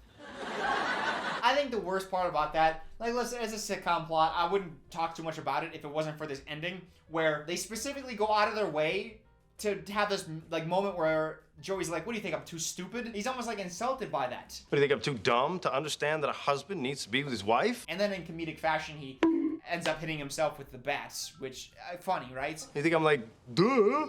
But then weirdly, just like a minute later, Joey and Chandler are in the hallway, and Chandler's like, hey man, I just want to let you know, no one thinks you're stupid. Which is just not true. They have made so many jokes about Joey being dumb, and all of them have been true. Like, that's not even like jokes, it's just observations. And I want you to know that nobody thinks you're stupid. Thanks, man. And then you follow that up with Joey being stupid. The reason he wanted to hang out with Chandler is because he had tickets to a Knicks game. That's why he needed to hang out with Chandler on this specific night. Where you going? Game's tomorrow night, Joe. So the plot ends up with Joey being dumb, which is funny. It is, like, objectively really funny. Like, all of it could have been avoided if Joey just wasn't dumb. But to have a moment where it's like, hey Joey, no one thinks you're dumb. Like, that's not true. And then also the rest of the plot is just revolves around how Joey's dumb. There really isn't a whole lot of plot in the last half of season 9. There's like a plot where Chandler and Ross go to a bed and breakfast, and it's expensive, so they decide to steal a bunch of like small stuff like batteries and salt. And it's like, okay, I don't know. It's season 9, these are adults now, it just feels dumb. So let's head into the MVP for the season and then go into the final season. The MVP is Ross. Why? Because fuck you, I don't care. He just is. There's an integrity to the process, and Ross is the MVP, but I can't explain it, so just shut up. Season 10. Oh my god, I'm so tired. Hey. So, episode 2. Ross catches Joey. No, other way around. I'm frantic. Joey catches Ross kissing his girlfriend, which hurts Joey again, because Joey he's super loyal and everyone just keeps betraying him. So then Joey's like, alright, well, screw you, Ross. I'm gonna just go make out with Rachel then. So I think this is the first scene where Rachel and Joey are together. Rachel has been pining after Joey for like a couple episodes now. Ross finds out that Rachel and Joey are gonna give it a try, and this is funny at least. I'm fine. I'm fine. Totally fine. Because really, I'm fine. Okay, so this is the end of Rachel and Joey. It started in season 8. A lot of preamble, a lot of will they, won't they. He confesses his feelings. She rejects him, but then she accepts his marriage proposal, but he wasn't actually proposing. There's been a lot that's gone on. And eventually they decide to give it a try. Now their feelings for each other are pretty serious. Like Joey dropped the L-bomb before, as he was confessing his feelings. I'm falling in love with you. Rachel has been pining after him very hard. Although then again, Rachel has pined after guys really hard and then just like turned her feelings off like a switch. So I don't know how much that means. They finally decide that they cannot be together because, wait for it, it's a little bit awkward as they're taking it to the next level. That's the reason. Let me tell you, if a little awkwardness leading into sex is a deal breaker for relationships, then I'm gonna be single forever. It's just something you gotta work through. The show wins some points for me though when Rachel slaps Joey. Listen, that's funny. I don't know. There's some physical humor. I enjoy it. For some reason I thought Phoebe got married in season 9. She gets married in season 10, and I think this is probably my favorite Phoebe plot out of all the Phoebe plots. It's them donating the money that they would have otherwise used on the wedding. They donated it to a children's charity. We took the money we were going to spend on a wedding and we donated it to a children's charity. And Phoebe feels good about that because she gives back to children in need, because she was in need once. And then she starts thinking, but I kind of wanted a nice wedding because I didn't have nice things growing up and I kind of want something nice now. So then they go back to the charity being like, hey, we kind of need that money back. The donation we made earlier, we want it back. This is probably a good thing. We've really been spoiling the children, what with all the food and warm clothing. That is a funny setup for a plot. Listen, that is great. And then they just keep one-upping it, because now Phoebe feels bad for taking from the children what she had already given. So now they go back to give the money back. We're back. But then Phoebe's like, but I kind of really want this wedding. So then they just keep going back to this guy who just gets more and more fed up with. Like, they gave a big donation, and then they took it away, and then they gave it back, and now they took it away again. Finally, he just rejects it, and he's like, hey, go have your wedding, you psychopath. I really enjoyed that, and it's kind of funny too, because I think the wedding gets ruined. And because like a snowstorm, so they just get married on the street anyways. Chandler brought a tear to my eye, legitimately, when he has to convince a woman to give him her baby. You what? Adoption. I never covered that. Like, he wasn't trying to coerce a woman to give him her baby. Like, he wants to adopt her child. Let's cover that. So Monica and Chandler, one of them is infertile, and they decide to adopt, and this woman is putting up her child for adoption. So they try to woo her, and Chandler gives a moving speech about why she should give them her baby. I love my wife more than anything in this world. It kills me that I can't give her a baby. And when that day finally comes, I'll learn how to be a good dad. But my wife, she's already there. She's a mother without a baby. Chandler also brought a tear to my eye a few episodes later, but not because of a moving performance, because of how mailed in his performance was. It almost made me cry because it was so pathetic. I'm telling you, I don't think he gave a single shit in this entire episode. It's a pretty fun episode. It's like a flashback episode to the college days. It's like a little bit more backstory. And I like a lot of that stuff.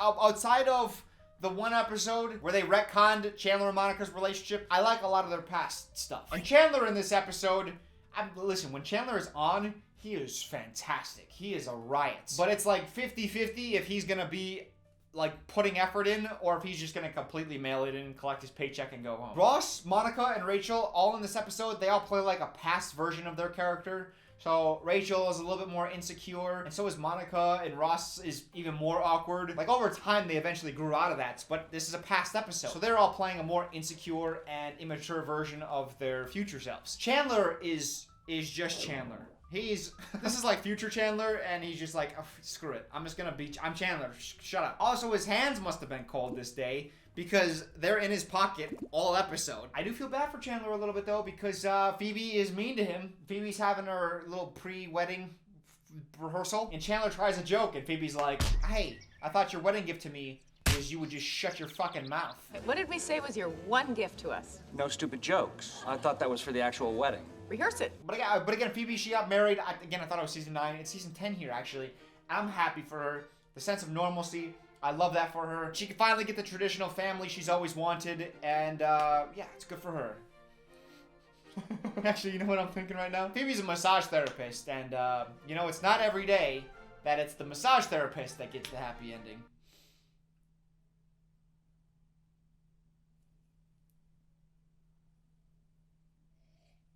Joey, 10 seasons. No serious romantic love interests. You got that one actress girl in season 3, but she had to move. And then Rachel, who, like, it was like maybe it would happen, but it doesn't feel right. And then she knees him in the balls one time, and they're just like, okay, this can never happen, despite us being in love with each other. What, knee to the balls? Also, chill voice, Jesus Christ. In the end, though, like Joey and Rachel, it doesn't make a whole lot of sense. I'm happy that they just stayed friends. Friends! Ah! That's where the title of the show comes from. They're all friends. It just occurred to me. It's like a little Easter egg. Oh. I did find it ironic that that Monica couldn't get pregnant, but then she's very clearly pregnant at the end of the show. At first, I just kind of suspected it, just kind of like she had like a certain glow to her. And then also, like, she was wearing very specific clothing. But then I knew for sure when the child that they were about to adopt, that was about to get born. The joke is that Monica is flustered and she's the one that needs to sit down and take a break. And then the pregnant mother who's about to give birth is the one that's being like, just breathe. That's the joke. Honey, it's gonna be okay. You can do this. Just breathe. But as soon as she sits down, Chandler rushes over and puts like a blanket or coat in front of her belly to like hide any bump from the audience and the cameras. As soon as he did that, I was like, oh, 100%. Rachel is leaving for Paris, maybe? I don't care. I don't remember why she's going to Italy. She got like a job offer. It's like a dream job too, right? She's like very excited about this. How did the job stuff go? He offered me one. Congratulations. It's amazing. It's so much better than what I had at Ralph Lauren. And she gives like really nice, oh, this is actually like great closing episode goodbyes to everybody. And she makes the rounds. She has like a nice goodbye with Chandler, with Monica, with Phoebe. It's just so wonderful. I just want to say that I love you, and I'm gonna miss you, and I'm so sad that you're leaving. We don't get to see her goodbye conversation with Joey, which is, on one hand, unfortunate because I think that would have been really meaningful to hear them what they had to say to each other. But then on the other hand, not showing the conversation was used for a joke that I thought was pretty good. Yeah, Joey seems to be handling it surprisingly well. And again, I talked about Jennifer Aniston. She's a great actress. She's so good in these goodbyes with like a lot, giving the proper emotion, but then she also like leaves room for Chandler to make his jokes. And then when it's other people, she like imbues the conversation with a certain amount of like drama and emotion. She just does such a good job. And her final conversation with Ross, see, Ross ticked off. So she gives a like a final farewell goodbye, a one-on-one with everybody except Ross. And that ticks Ross off. What? I don't get a goodbye? So he confronts her. He's like, why did you not give me a goodbye? It's because you don't care? She's like, no, it's because I care more. You really think I didn't say goodbye to you because I don't care? I can't even begin to explain to you how much I am gonna miss you. And she's wonderful in the scene. It's so good. And Ross is good as well. But, like, serious moments, Jennifer Aniston is better. And I think the show did a wonderful job executing the finale of Ross and Rachel. Like, the whole Ross tries to chase her to the airport, but he goes to the wrong airport. And then he has to hurry over to the real airport, and he just barely catches her. And it's like last minute, and she's like, no, I have to get on this plane. I can't do this right now. I'm sorry. Rachel. I'm so sorry. And then she's on the plane, and she's like, oh, I gotta get off this plane. And then Phoebe comes in with the assist. There's something wrong with the left phalange, which is kind of like a callback to multiple jokes throughout the seasons. Her friend has a feeling something's wrong with the left phalange. There's no phalange. Oh my God. This plane doesn't even have a phalange. That all gets handled super well. She's trying to get off the plane, and they're not allowing her. And then this is all being played through a voicemail that she left on the phone. I'm sorry. I'm really sorry, but I need to get off the plane. Let her off the plane! And the voicemail cuts off, and Ross is like, did she get off the plane? Did she get off the plane? I got off the plane. It's so sweet. But before we talk about the finale, like the final shot and everything, and we close it out, let's talk about Ross and Rachel. Ross and Rachel.